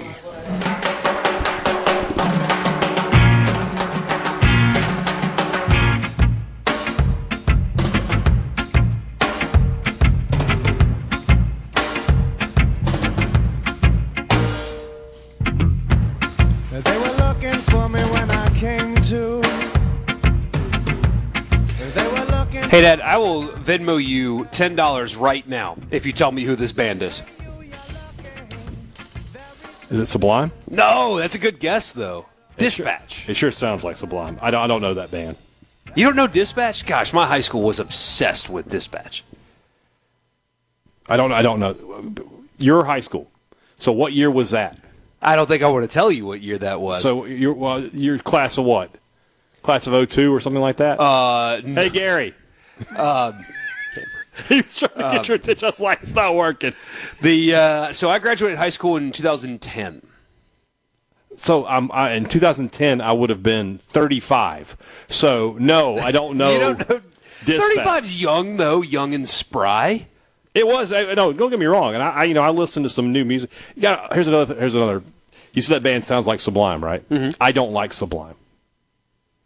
That's a band I'm not a fan of. So if this band sounds like Sublime, I would not have been a big fan of it. Sublime to me is how I feel about Springsteen. Okay. Like, there's a couple of Springsteen songs where, like Born to Run, that's just a great song, right? But the whole catalog to me is crap. That's how I view Sublime. Like, they got a couple songs where, you're at the beach and that comes on and you nod your head and then you try to listen to an album. It's like, this is the worst thing I've ever heard. I don't do drugs, and maybe that's why I don't enjoy this. Yeah, I could never get into Sublime. Just a band I was not a huge fan of in my college days. So yeah. Speaking of your college days, what happened now? Oh, nothing. I wanted to ask you about your college days. Okay, how different the game of football is now. That you'll go into the stadium here in 16 days. Yeah. And you'll watch Mississippi State play. Mm-hmm. How different is that experience versus the one that you had in college from stadium and everything? Like, can you describe that? We're talking about 22,000 more seats, first and foremost. Before you say anything else. I mean, there were no seats in the end zone when I was a freshman. None. Like, Scott Field was just two sides, one upper deck. That was the first year I was at Mississippi State, 41,200. No Jumbotron. Jumbotron came on as a sophomore. And not the Jumbotron State has now. Like, just a big scoreboard? Honestly, the Jumbotron back here in the if you can see it here on SuperTalk TV, I don't know if you can or not, but that's about the size of what the Jumbotron was at Scott Field. And it wasn't high def like that either. The scoreboard was just the old school, with the lights. And never mind that. Then you talk about the quality of the game, like. The idea, some of the offenses that get run these days are so different than anything, that everybody's just running the same stuff. I formation, two backs in the backfield with a real old school fullback. Your quarterback, if he had any mobility, it was just a massive plus. Two receivers, tight end. Your offensive line average about 350 a guy. They're just trying to mush straight. I mean, Jackie Sherrill, not the most offensively innovative coach in the world. Great coach, don't get me wrong. Love Jackie Sherrill, but not exactly. I'm trying to think of who's an innovative offense, like Sean McVay out there. So just totally. A different experience. And also, the kids these days don't realize how lucky they are. That's what I'm hearing, right? So many games weren't even on television back then. It's people still listen to Neil Price and they still listen to David Kellum and all that. But I can't tell you how many of games I listened to Jack Crystal because it was the only way to hear the game. There was no television for. I'm not talking about like Mississippi State versus Memphis or Central Florida. I'm talking about like Mississippi State versus LSU was on radio. Radio only, or you had the Egg Bowl. What was the first time I remember watching the Egg Bowl on television would have been 1992 when I was a sophomore in high school. The goal line stand in Oxford. That's the first one. The 91 game was not televised. The first one back on campus, and the ones in Jackson. The 86 game was televised, but I was at it. So I didn't watch it. So that's the biggest thing. That's the biggest difference of football now and then in terms of consumption as a fan is every game is televised. You can watch every single game of the season. Mississippi State, I'm trying to think back to like the 80s, maybe twice a year they'd be on television and never on like ESPN or anything like that. We're talking about, it wasn't the JP game, it was on TBS. Back in the day, TBS SEC football, and you might get a couple of 11 a.m. kicks, 11:30 kicks. A night game, the first night game in Starkville wasn't until 1982. Wow, that's 40 some odd years ago, and think about how much different it is now. Back then, 1:30 kick if the game wasn't on television. It was 1:30 before October something, and then after that, it would be a night. Or it was a night game before that and a day game after that if it wasn't on television. Because they try to keep you out of the cold. Mm-hmm. Stuff like that. Stuff that nobody would ever think about nowadays. We're spoiled. That is what we are. Absolutely are. When we come back, Coach Jack Wright's going to join us, as he does every year when we're here. Love talking to Coach Wright, a true icon of Mississippi football. I'm going to talk you up. We'll do that when we come back for the College Football Fix, back here in just a minute at Mississippi Gulf Coast Community College. It's Meet the Bulldogs Day here in Perkinston.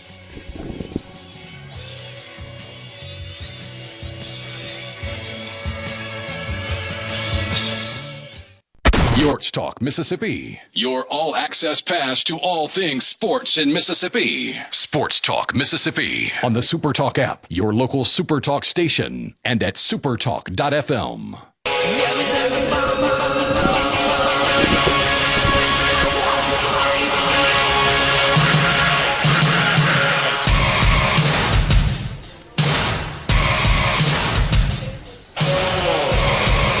Sports Talk Mississippi. We're back here at Mississippi Gulf Coast Community College. Brian Hadad, Michael Borkey, and Coach Jack Wright, who said he was going to embarrass me. You got something? What do you got? No, you got me when I got in. I'll let it go this time. All right. I mean, you have been involved in the sport of football, I mean, for a long, long time. People in this state know the name Coach Jack Wright. They know your dad's name, obviously, going back even further than that. You know, and in a time where it feels like football is under attack in some ways, to me it's just good to talk to an old school football guy every now and then. Yeah, well, I consider myself that for sure. Absolutely you do. Another successful season for you last year. Didn't get to that last win that you're always looking for, but got close to it. What is going to be the difference this year? How are we going to get to that last game and win that last game and win another national championship here at Gulf Coast? Well, that's a great question. We've lost 4 games in the last 2 years by a grand total of 9 points. So we've been right there in every single game, right up until the end. And that's been the question that you just asked is the question we've asked ourselves as coaches for the last really 2 years. And really what we've come up with is just be better in situational football, put ourselves in ready to make a 2-point play or a critical 4th down or maybe coming off the backed up on the goal line. So just putting our players in certain situations and making sure they have a plan. At the end of the day, and I think every coach will tell you this, we can put them in position. We can have a plan. They have to execute, especially in critical situations. So I think when you do that in practice over and over and over, they get more comfortable in 2 minute, in a 4th down play, coming off the goal line. So we're just trying to do that more situational practices. In all your years coaching football, a lot of things have changed. What is the thing that has not changed at all from day one to right now? It is the same as it has always been. The most physical team usually wins. Yeah. That's as much as we watch quarterbacks play, as much as we love to see receivers make plays down the field. And if you go back and look, it's that offensive line, that defensive line that's winning the line of scrimmage. It's the team that tackles the hardest, the most violently. That over 4 quarters, that usually plays out to a victory. I talked to Coach Levy. I did an interview with him, and I said, "What's the football cliche that's the most true?" He said, "The team that's best in the trenches wins." Right. And There's no way around it. You've got to have good linemen. They've got to be strong. I think this thing that really kind of illustrates that the most is everybody's playing with older linemen. Yeah. I think if you look at the SEC and the Big Ten, that's really the difference. There's not a lot of freshmen and sophomores that are playing much football up front. It's older guys, and it's for that same reason we just talked about. An expression we use in our house is you do it right, you do it right, you do it wrong, you do it long. Talking about homework and stuff like that. Yeah, that's right. What's your favorite coaching cliche that you use with your guys? Oh, man, I've got a million of them. Man, you put me on the spot with that one. Just really execute. Yeah. Just to put it plain and simple, execute. We all got to have a plan as a coach. We're all going to put a lot of work into it. But when that ball is snapped, are you going to be able to do 2 or 3 little things that create success on that particular play? So we were talking with Dr. Bailey earlier about the synergy might be the right word from the administration to the coaches to the players of the culture of winning. What, in your opinion, is what makes Mississippi Gulf Coast have such a great culture of winning, not just for your program but throughout the institution? Well, I think the expectations are high, and that's where you want to coach. You don't want to go somewhere where, you're just trying to get things turned around and get things started. The expectations at Gulf Coast have always been high. They're high for the coaches. They're high for the players, for our trainers, for our managers. Everybody's expected to perform here, and I think that trickles down. And the players feel that. When something's important to the people around them, they're going to know that it's important for them too. So I think that's a big part of it. Obviously, we have great facilities. When the state came open in 2011, you had to have something to offer the kids and show the kids that maybe somebody else didn't. And I think that's helped all of the junior colleges compete on the facility front. When you think about winning football and the games that you've won, we just said toughness in the trenches. But beyond that, as a coach, what's the thing that coaches have to give their players if they want to win? Man, you're asking some hard questions today. This guy. So you've got to be able to keep things simple for the guys. If that's a defensive lineman, you've got to have this gap or that gap. And you really can't put a lot more thinking into it. If you're a quarterback, you've got to know this read to this read to this read. And I really think what we do good here is that doesn't change throughout the year. It doesn't change from year to year. We're going to give our guys a plan on day one when they get here. I've said this publicly. When it comes to football at Gulf Coast, we're not trying to reinvent the wheel. Yeah. We're not going to run a bunch of passes that you have not seen before. We're not going to try to run a bunch of running schemes that are just trying to be innovative. Yeah. We want to be great at the things that are tried and true in football. If we run power, we want to knock people backwards. If we run verticals, we want somebody that can fly getting down the field. So we're not trying to be innovators. We're trying to be great executors on the field. We got a person here on the C Spire text line said you coached him in 9th grade at fullback, and then he went on to play center at Arkansas State. Brandon Cimitaro. Yeah, I was going to see if you could guess him. I knew him, yeah. My first coaching job out of college, I'm 22 years old, and I go work at a little private school in Batesville, North Delta, and Brandon was the fullback. He was about 250 pounds, and the other kids were max 170. But he had to be hell on wheels at North Delta with that size. He had the greatest 8th grade highlight tape you've ever seen in your life. He wound up being a really good player otherwise, too. Roster building. Now, I mean, we talk a lot about portal and transfer stuff at the SEC level. Does that have a trickle-down effect on how you're building your roster? What has changed about you and how you build a team with all that going on? That's a good question. The churn is much faster. It's gotten faster and faster and faster over the years. The thing that I'm probably most proud of here at Gulf Coast are the number of guys we've been able to move on. And now they're getting paid when they go to the next place. But we had 32 guys leave last year. 21 of those guys signed a revenue share deal. So awesome. It's kind of a VOTEC program in a sense. Yeah. But we also have brought in guys. I'll just use a guy from Pearl as an example. Caleb Arterberry was here with us for one semester, really a grand total of 5 months. The coaches from Baylor saw him, and he signed with them at Christmas. So that used to not happen quite so much. You used to be able to hang on to guys 2 years. But at Gulf Coast, we're able to recruit some really good athletes. And when they put on our uniform and they go play on a Thursday night, they play against really good competition. Power 4 coaches in the Sun Belt, coaches in Conference USA see that. It's more of a guaranteed rate of return on the investment when they play in our conference as opposed to a high school player that they could recruit. In this new era of college football with the portal, is that the biggest change you've had to take advantage, or not take advantage of, but had to adapt to, or is there something else that's like, this is not the same as it was 5 years ago? Really, it's just more one-year deals. Yeah. I think just like the Division I schools are going to have guys that are there to prove themselves for 1 year, I think that's more here. We're always able to hang on to about 20 guys for 2 years, so we're good at retention here. Mm-hmm. But when it comes to the better players that are freshmen, I think we had 5 guys off of our 25-26 school year that were only here for a year. Wow. And so one went to Florida, Baylor, places like that. So they put that film out there. They become a guarantee for the Power 4 school as opposed to a risk that a Power 4 school is going to take on a high school guy. Well, we were talking about coaching cliches earlier and things like, overcoming adversity builds a team, and a team that's together wins more games. But we had a conversation with an Ole Miss offensive lineman this week where he said that team came together at the end of last season, and now they all like each other, and therefore they're playing better football because they like each other. With this amount of turnover that you're talking about, what do you have to do now as a coach to make sure that they are able to blend to create a better team on the field? That's a really good question. We get our guys in summer school, and so that process is just accelerated. We have a few guys here in the spring, but we treat our summer school session like we used to treat spring football. So we're kind of pushing that development up a little bit closer to kickoff of the first game. But that's where I think at Gulf Coast we have a fantastic coaching staff because we've got guys that have been in this conference for a long time. We know that's really what it's about. We're gonna have maybe a slightly better player at some positions, but by and large we're playing with a lot of the same caliber talent across this conference, which is really good. But it's about who can get guys in, develop trust amongst the locker room, develop trust amongst the position coach. Can you trust your position coach? Can you trust the head coach is going to get you in the right position? So that's a process that just takes time, and we try to push that to be as fast as possible. We've had a lot of fun this offseason asking this next question. We've asked different coaches, different players this. Who's the best high school football player you've ever played against or in your case, coached against?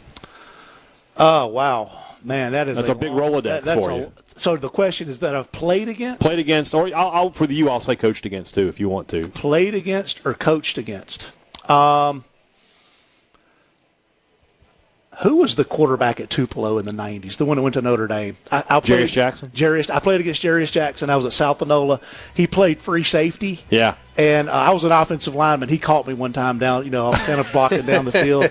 But you talk about a guy that was big and athletic and you could just kind of feel his presence on the field. I think he's a name that not a lot of people talk about that's really good. I remember him. Yeah. So there we go. That's a good answer. I'll tell you the story we got from SEC Media Days when we finish up here. Coach, always appreciate your time. Always love coming down here to Perkinston to chat with you, and good luck this season. Thank you. All right, we'll keep it going here from Mississippi Gulf Coast Community College. They're starting to fill in here at the Dantzler Arena for Meet the Bulldogs night. We'll be back in just a minute. Sports Talk Mississippi live at Mississippi Gulf Coast Community College.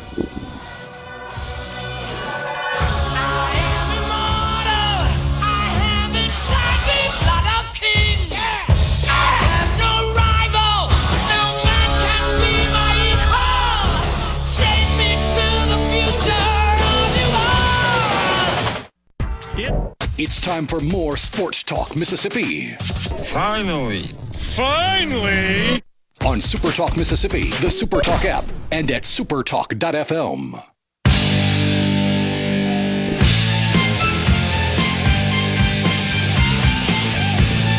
Welcome back, Sports Talk Mississippi. They're about to get started. I don't know if you noticed, Hadad, but the crowd is filing in. Yeah. The band will be playing in just a moment, the Band of Gold. There's something about the sound of a marching band that just makes you feel things. I'll tell you this. So I stopped for lunch earlier today in Hattiesburg and near the USM campus, and I could hear USM's band in practice. I was just like, okay. All right. I mean, it's like a drug. It's like just the hit of a drum line. I'm just like, I'm here. Let's go. We've got windows behind us, which is good for the event that's happening behind us. I wish we could open these, though, and hear it. But we're at Mississippi Gulf Coast. They are introducing all of their sports teams. They're filing in right now. There was a basketball practice going on when we started. That is over, and they are about to get going here. They got fans filling in, an incredible facility where they play basketball here. Obviously, the band set up. The Bulldog looks like he's fired up down there, too. So we're having fun. Hope you guys are as well. There is not publicly named, but it sounds like a starter has been decided on in the SEC at the quarterback position. So we will talk about that for the College Football Fix. The College Football Fix is driven by your Mississippi Ford dealers. Built. He knows what he's doing. Our guy, Jacob. First day on the job. He's doing good. Doing good. The College Football Fix is driven by your Mississippi Ford dealers. Built Ford Tough. The best-selling truck in America is the Ford F-150. Are you looking for a new truck? Are you in the market right now? No place else to go. Visit your local Mississippi Ford dealers today. Thank you for your attention to this matter. So, Chris Lowe reporting, and this is because this is what he was told directly by the people involved, that Kalen DeBoer is expected to name Keelan Russell the starter by early next week. And, of course, the anecdote that the coaches tell you to say when you report things. He's been excellent this preseason and gives Alabama more playmaking ability at the quarterback position, and he throws a really nice ball. Now, I hope that the quarterback throws a nice ball. That would be a prerequisite to the position, I would think. But he's got all the intangibles. He can run like a deer, but the ball leaves his hands like a shot put. Not just good. A horrible pass, but no, that's not surprising. Although the younger of the two options, the less experienced of the two options, and Alabama's got a guy now.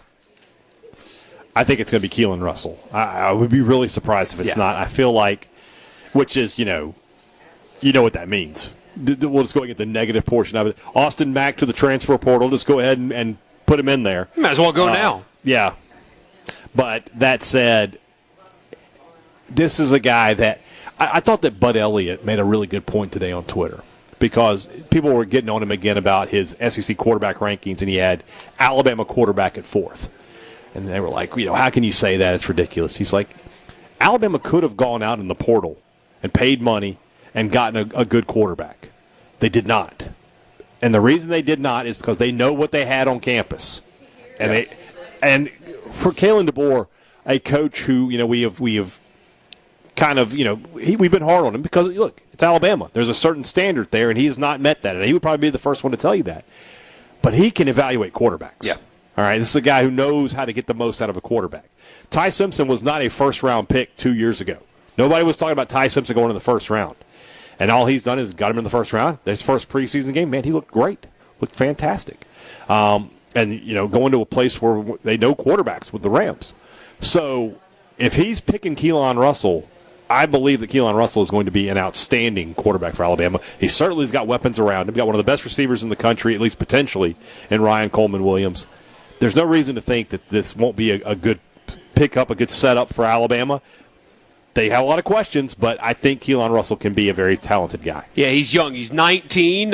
Big kid, though. He's over 6'3", over 200 pounds, and he was a true consensus 5-star, number 1 player in the state of Texas, number 2 player in the country, and was a class of 2025 guy. So, again, really young quarterback getting the nod at Alabama. But I guess the only thing that would have prevented him from getting this job is just simply he wasn't ready, but he will be.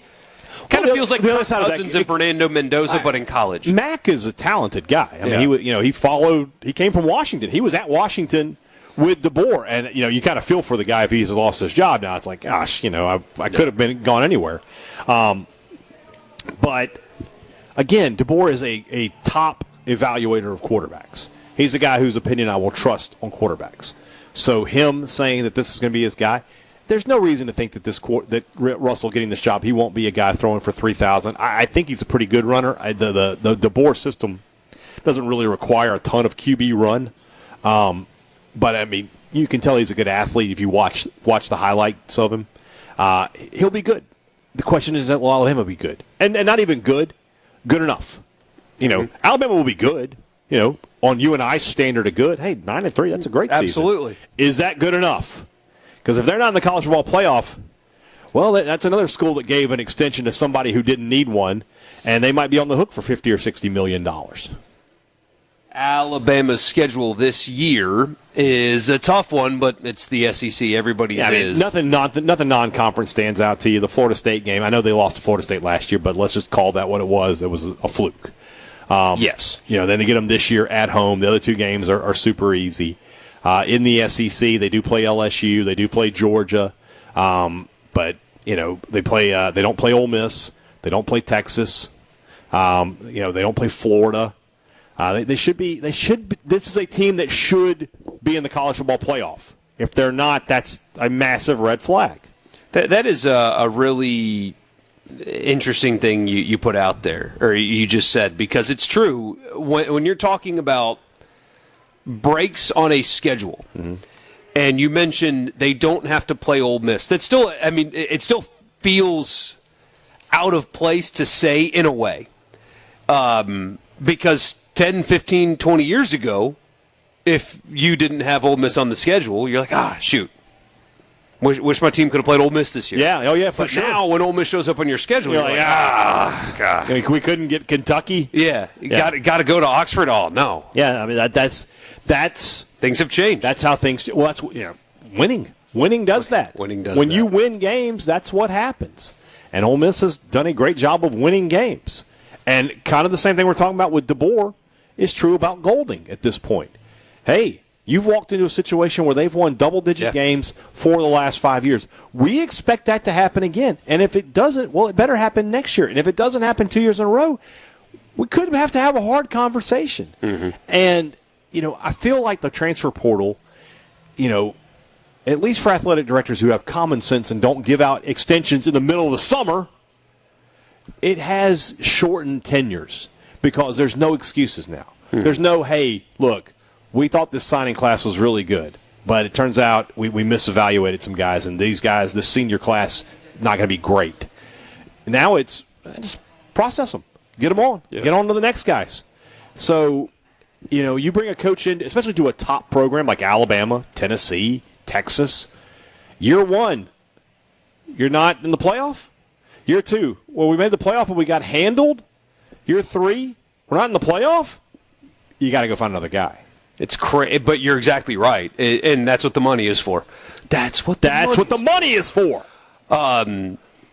We already know who QB1 will be on Mississippi State's team next year. Next year. I had somebody ask me last night, does Ole Miss currently have next year's quarterback on roster? I think so. And my answer was, as of right now, my answer is yes. They currently have next year's quarterback on the roster. What the correct answer is this. You're probably correct. Yes, but if there's a sure thing out there and that wants to come to Ole Miss, you can't just say, the calculus changes a little bit. Yeah. You with the Isaac Newton over here with the calculus. Yes, I'm trying to think of an example. Who's a good young quarterback right now? Arch Manning. No, I'm kidding. No, let's say Faison Brandon. Let's just throw his name out there. He's going to be a starting quarterback at Tennessee. Let's say he has a massive year at Tennessee, but they go 7-5. They have some got issues. Defense problems. Heupel gets fired, and they decide to go. He goes in the portal, and he's like, "I'd like to come to Ole Miss." You can't tell Deuce Knight, who hasn't done anything yet, "Oh yeah, you're definitely the starter." You got to do what you got to do. That's the other side of this whole transfer portal coin is there can't be any loyalty to anybody anymore because there's so much money, there's so much pressure to win.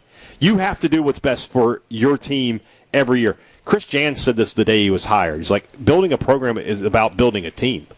You build the program by just winning every year. But building a team is a year-to-year operation. Yeah. So think about Ole Miss.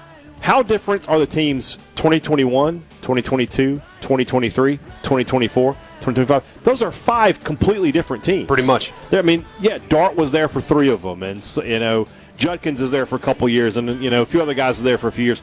But there's new faces every year. That's what college football is now. You have to win every year.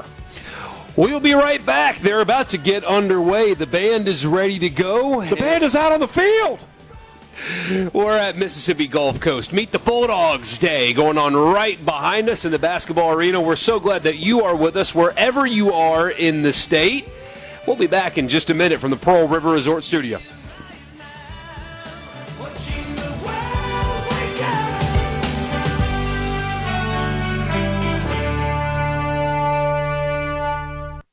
From the Sports Talk Mississippi. It's go time. Sports Talk Mississippi. Well, say something. Super Talk Mississippi.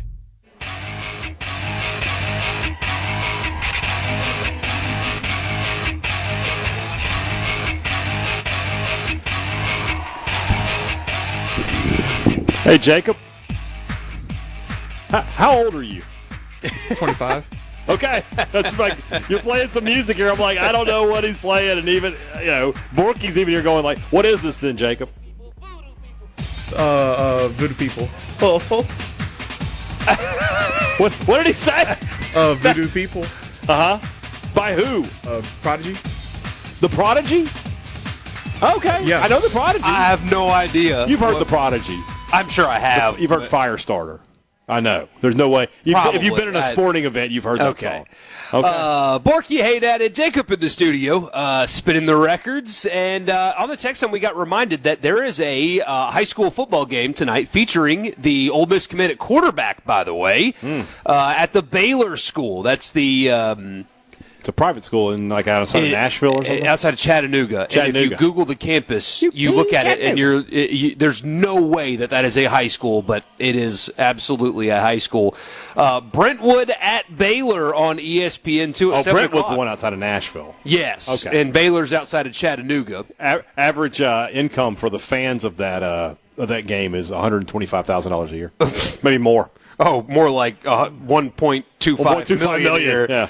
Also, I guess it's Marshall Manning is the backup quarterback for Baylor, actually. I thought that was Eminem. That's Marshall Mathers. Oh, my bad. Marshall Mathers. And they've got that running back that committed to Tennessee that is just stupid good. DDG? Yeah. Okay. So that'll be actually a lot of fun for you guys to watch tonight. So Peyton's son is the backup at Brentwood? At Baylor. At the Baylor. And the kid who's committed to Ole Miss is the starter. Okay. Because Marshall Manning's he's like a freshman or a sophomore. Okay. And this Marshall Manning, there's no way that kid's not going to be an All-American. With a name like Marshall Manning, come on. Even if we're ranking the Manning names on they're going to be successful just off the name, Marshall is ahead of Arch, in my opinion. Yeah. I think that's the way I would look at that. You've got more high school football. ESPN does this week before week 0 stuff with high school football. Yeah. On Saturday, a real place that I assume pretends to be an academic institution called Battleground Academy. I'm kidding. It is a real place. Battleground Academy. We got before with. Is that at Shiloh? Or in Antietam? What was the Bishop Sycamore? Bishop Sycamore. No, this is actually a real place. Yeah, and classes and everything. Playing at St. Michael Catholic in Fairhope, Alabama. You might know the head coach of St. Michael. Is it Mark Hudspeth? Philip Rivers is the head coach at St. Michael, and you guys might want to tune into that game because I think you'll recognize who's on the call for ESPN. Oh, is that the one? I think you guys might recognize who will be on the call for ESPN in that game. Philip Rivers is obviously a very good Catholic. Apparently. Because he has 8 kids. Yeah, apparently 12 kids or whatever he's got. That's at 12:30. You've got Brentwood's Gainesville, quarterback Georgia. is also committed to Ole Miss. Y'all have 2 quarterbacks? Or is he going to play another different position? I guess he is, yeah. Well, now you got me curious. They do have 2 committed in the class. They have 2 quarterbacks? Okay.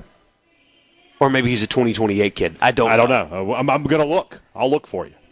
Don't worry, I'll handle it. I know the quarterback for Baylor is a super high-level quarterback committed to I know Ole Miss Ole has more than 4 commitments. I know that's not right. They have, because you're in 2027.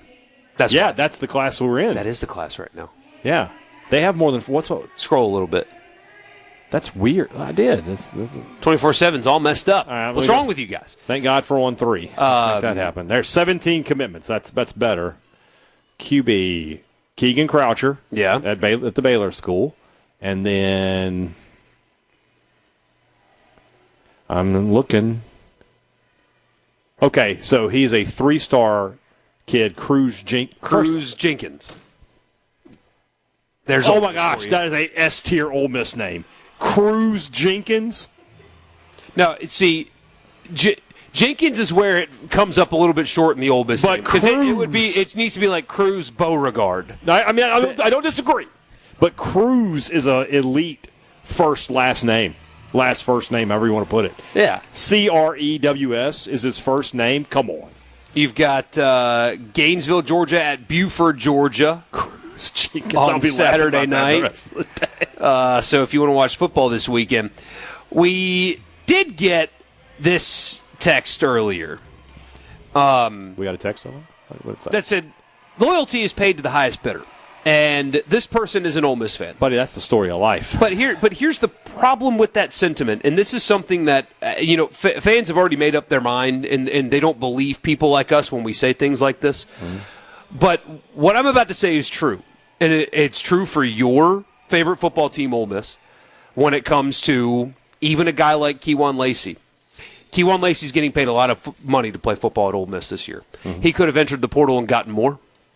Deuce Alexander's getting paid a lot of money to play for Ole Miss this year.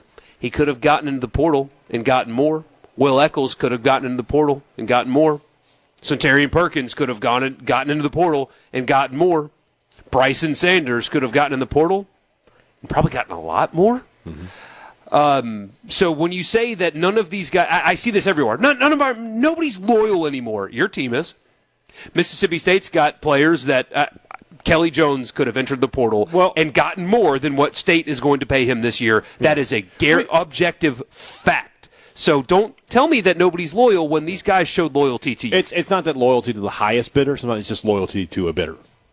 Like there is, like, hey, they are paying me here. I'm not just here because I'm not Kelly Jones didn't just stay in Starkville because the fried catfish at Obie's. If the offer was $0, he'd be different. Be wherever. Yeah. But all of these, a lot of the guys on your team could have just chased the dollar, and they chose not to stay where they were and took lesser money to stay where they were. And if you don't want to believe that, that's fine. I've talked about that. I know that for a fact. You look at what State's spending this year in NIL, a lot of that is tied up in retention. Like, they had a good portal class. It wasn't a blow-your-socks-off portal class, but it was good. But if you counted retention in portal rankings, keeping Kelly Jones, Isaac Smith, Fluff Bothwell, Kamario Taylor, Anthony Evans, all these guys, Zachary Tillman, Tyler Lockhart, all those guys could have gotten in the portal. State kept them all. Who did State lose off of last year's team that you're just like, it's a big loss? Apparently a starter at Alabama. Buddy, times they are rough. One state over. Let me go back and talk about that Alabama prediction I made a minute ago. But I mean, they did well, and that's the difference there. So that still is. It's hard to kind of wrap your mind around that fact right there. That another Mississippi State offensive line transfer is going to start somewhere too. Two of them might start at Missouri, which is. Austin Which is Simmons, interesting. Luke Work, brother, I'm thinking about you. Luke Work, was never overly I'll be as generous as I can be and say, like, I was never overly impressed by him at Mississippi State. He's going to be at right tackle for Missouri, but Austin Simmons is left-handed, so that's the blind side guy. The blind side. Their left tackle, Caden Green, is an All-American. Why would you not just move him? Say, hey, you got to take over here now, and because we got a left-handed quarterback. Why would you not move the All-American candidate? They're not going to do that. So I don't know quite what. Maybe he refused because he wants to show the NFL that I'm on the left side. Well, but that's the money is being the blindside guy. The blindside guy in this situation is the right tackle. Right, but it shows versatility. I mean, you're the left tackle in an offense where the quarterback's blindside is not to you. So you're basically a right tackle. Like that. Yeah. That doesn't make sense. It shows off some versatility, too. I don't understand what Caden Green's thinking there. That's a guy who's had some – go back to his recruitment. It was weird. He went to the portal or whatever, flipped from Oklahoma to Missouri. Like, his family's business was getting negative Yelp reviews. I remember that. There's a lot of – that's just a weird – he's had a weird life. I remember that. I tweeted this out. Spencer Rattler is going to lose the QB2 job for the Saints and into the transfer portal. Dude. It's not a far drive from New Orleans to Hattiesburg, Spencer, if that's what you're thinking. They will welcome you with open arms at Southern Miss. He'd throw for 8,000 yards. An NFL quarterback in college, if you can give him any I would just be like, we're going to have 7 offensive linemen, 2 receivers, a running back, and Spencer. Let's just let it go. He'll figure it out. Is there a I'm sure there is. No, hold on. I'm going to read David's message, actually, and then I'll ask you at the other side of the break what I was going to ask you. He said, that's a little misleading because Ole Miss is already paying these players at a high enough level. They know their worth, so they likely would not have gotten substantially more than Ole Miss is paying them.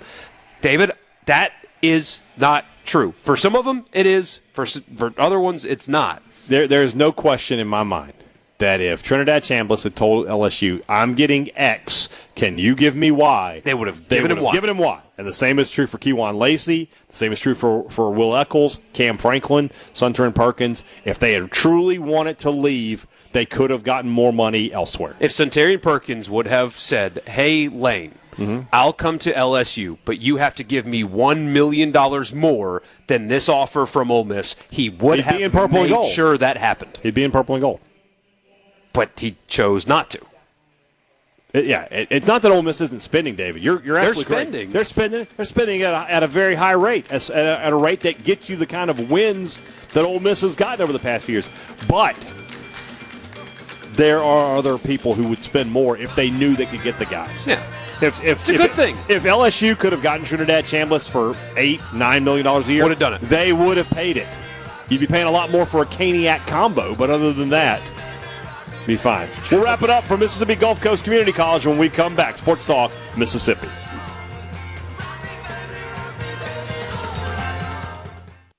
It's Talk Mississippi. Here we go. Super Talk Mississippi.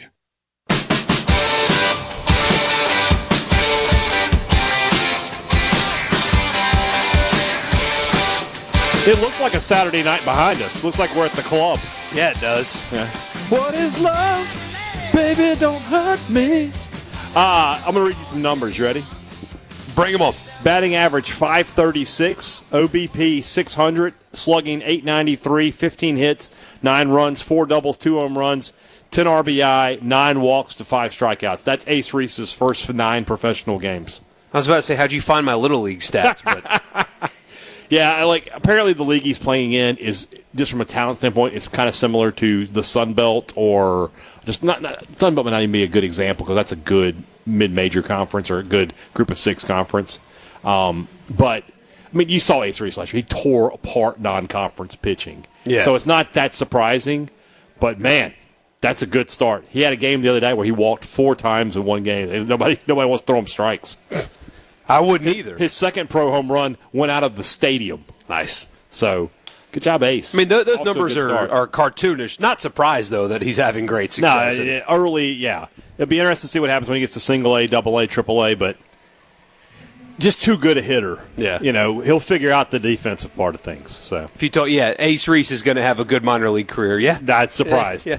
And there's nobody, this Colorado ruling thing, Ole Miss getting Will Furnace and Judd Utermark back. There's really nobody for state, though, that No, we talked about it applies to, yesterday, that Gatlin Sanders is the only player from last year's team that would have been eligible. And I love Gatlin Sanders. I thought he was a good player in the 2024 or 2025 season. But Mississippi State, is not planning to bring him back. So I think State's fall ball roster, which they just got underway today, I believe. Wow. And we talked about that yesterday, that they'll be down here on the coast a couple months from now. They will be at the Biloxi Shucker Stadium, Hancock Whitney Stadium, where they'll be playing Auburn and then Southern Miss. That's Southern Miss Saturday, 2 o'clock. Saturday, 2 o'clock. That's State's bye week for football. So it's not like you got to go to Stark Bowl to watch the football team that week. That could be a really big crowd, I think. I don't know what Southern Miss's football schedule is. Let me take a look at it. But could be. I mean, I would imagine that you'll have a great crowd down there in Biloxi. So for sure, that's also Southern Miss. It plays on that. That's not a Friday. That's not a Saturday. What is October the 6th?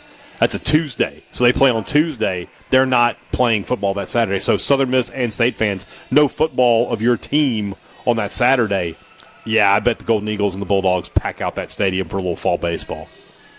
I can't wait for Southern Miss Troy on a Tuesday, though. That'll be great. Southern Miss Troy on a Tuesday? Will Brian Hadad watch? You can bet your bottom dollar. Every single snap of that one. Is there any update on Manning and Silla? No update as of today.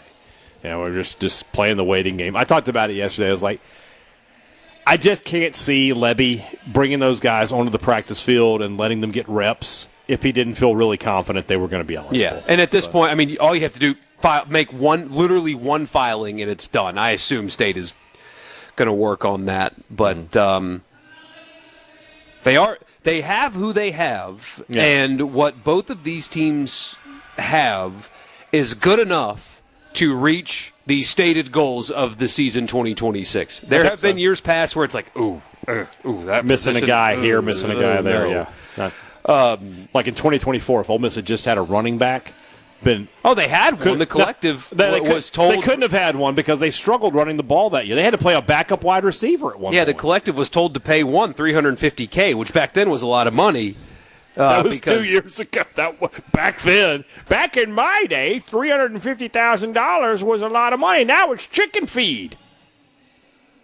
You know how you sound? What are you looking at? I got high school football coming up tomorrow. We have do you have a game to call 17, yes. Okay.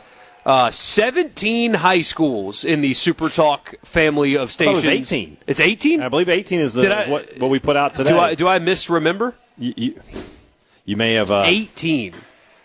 I sold somebody short. I was selling myself short on that. 18. Yeah, SuperTalk Mississippi broadcasting 18 games each week on the company's talk and music stations beginning August 21st.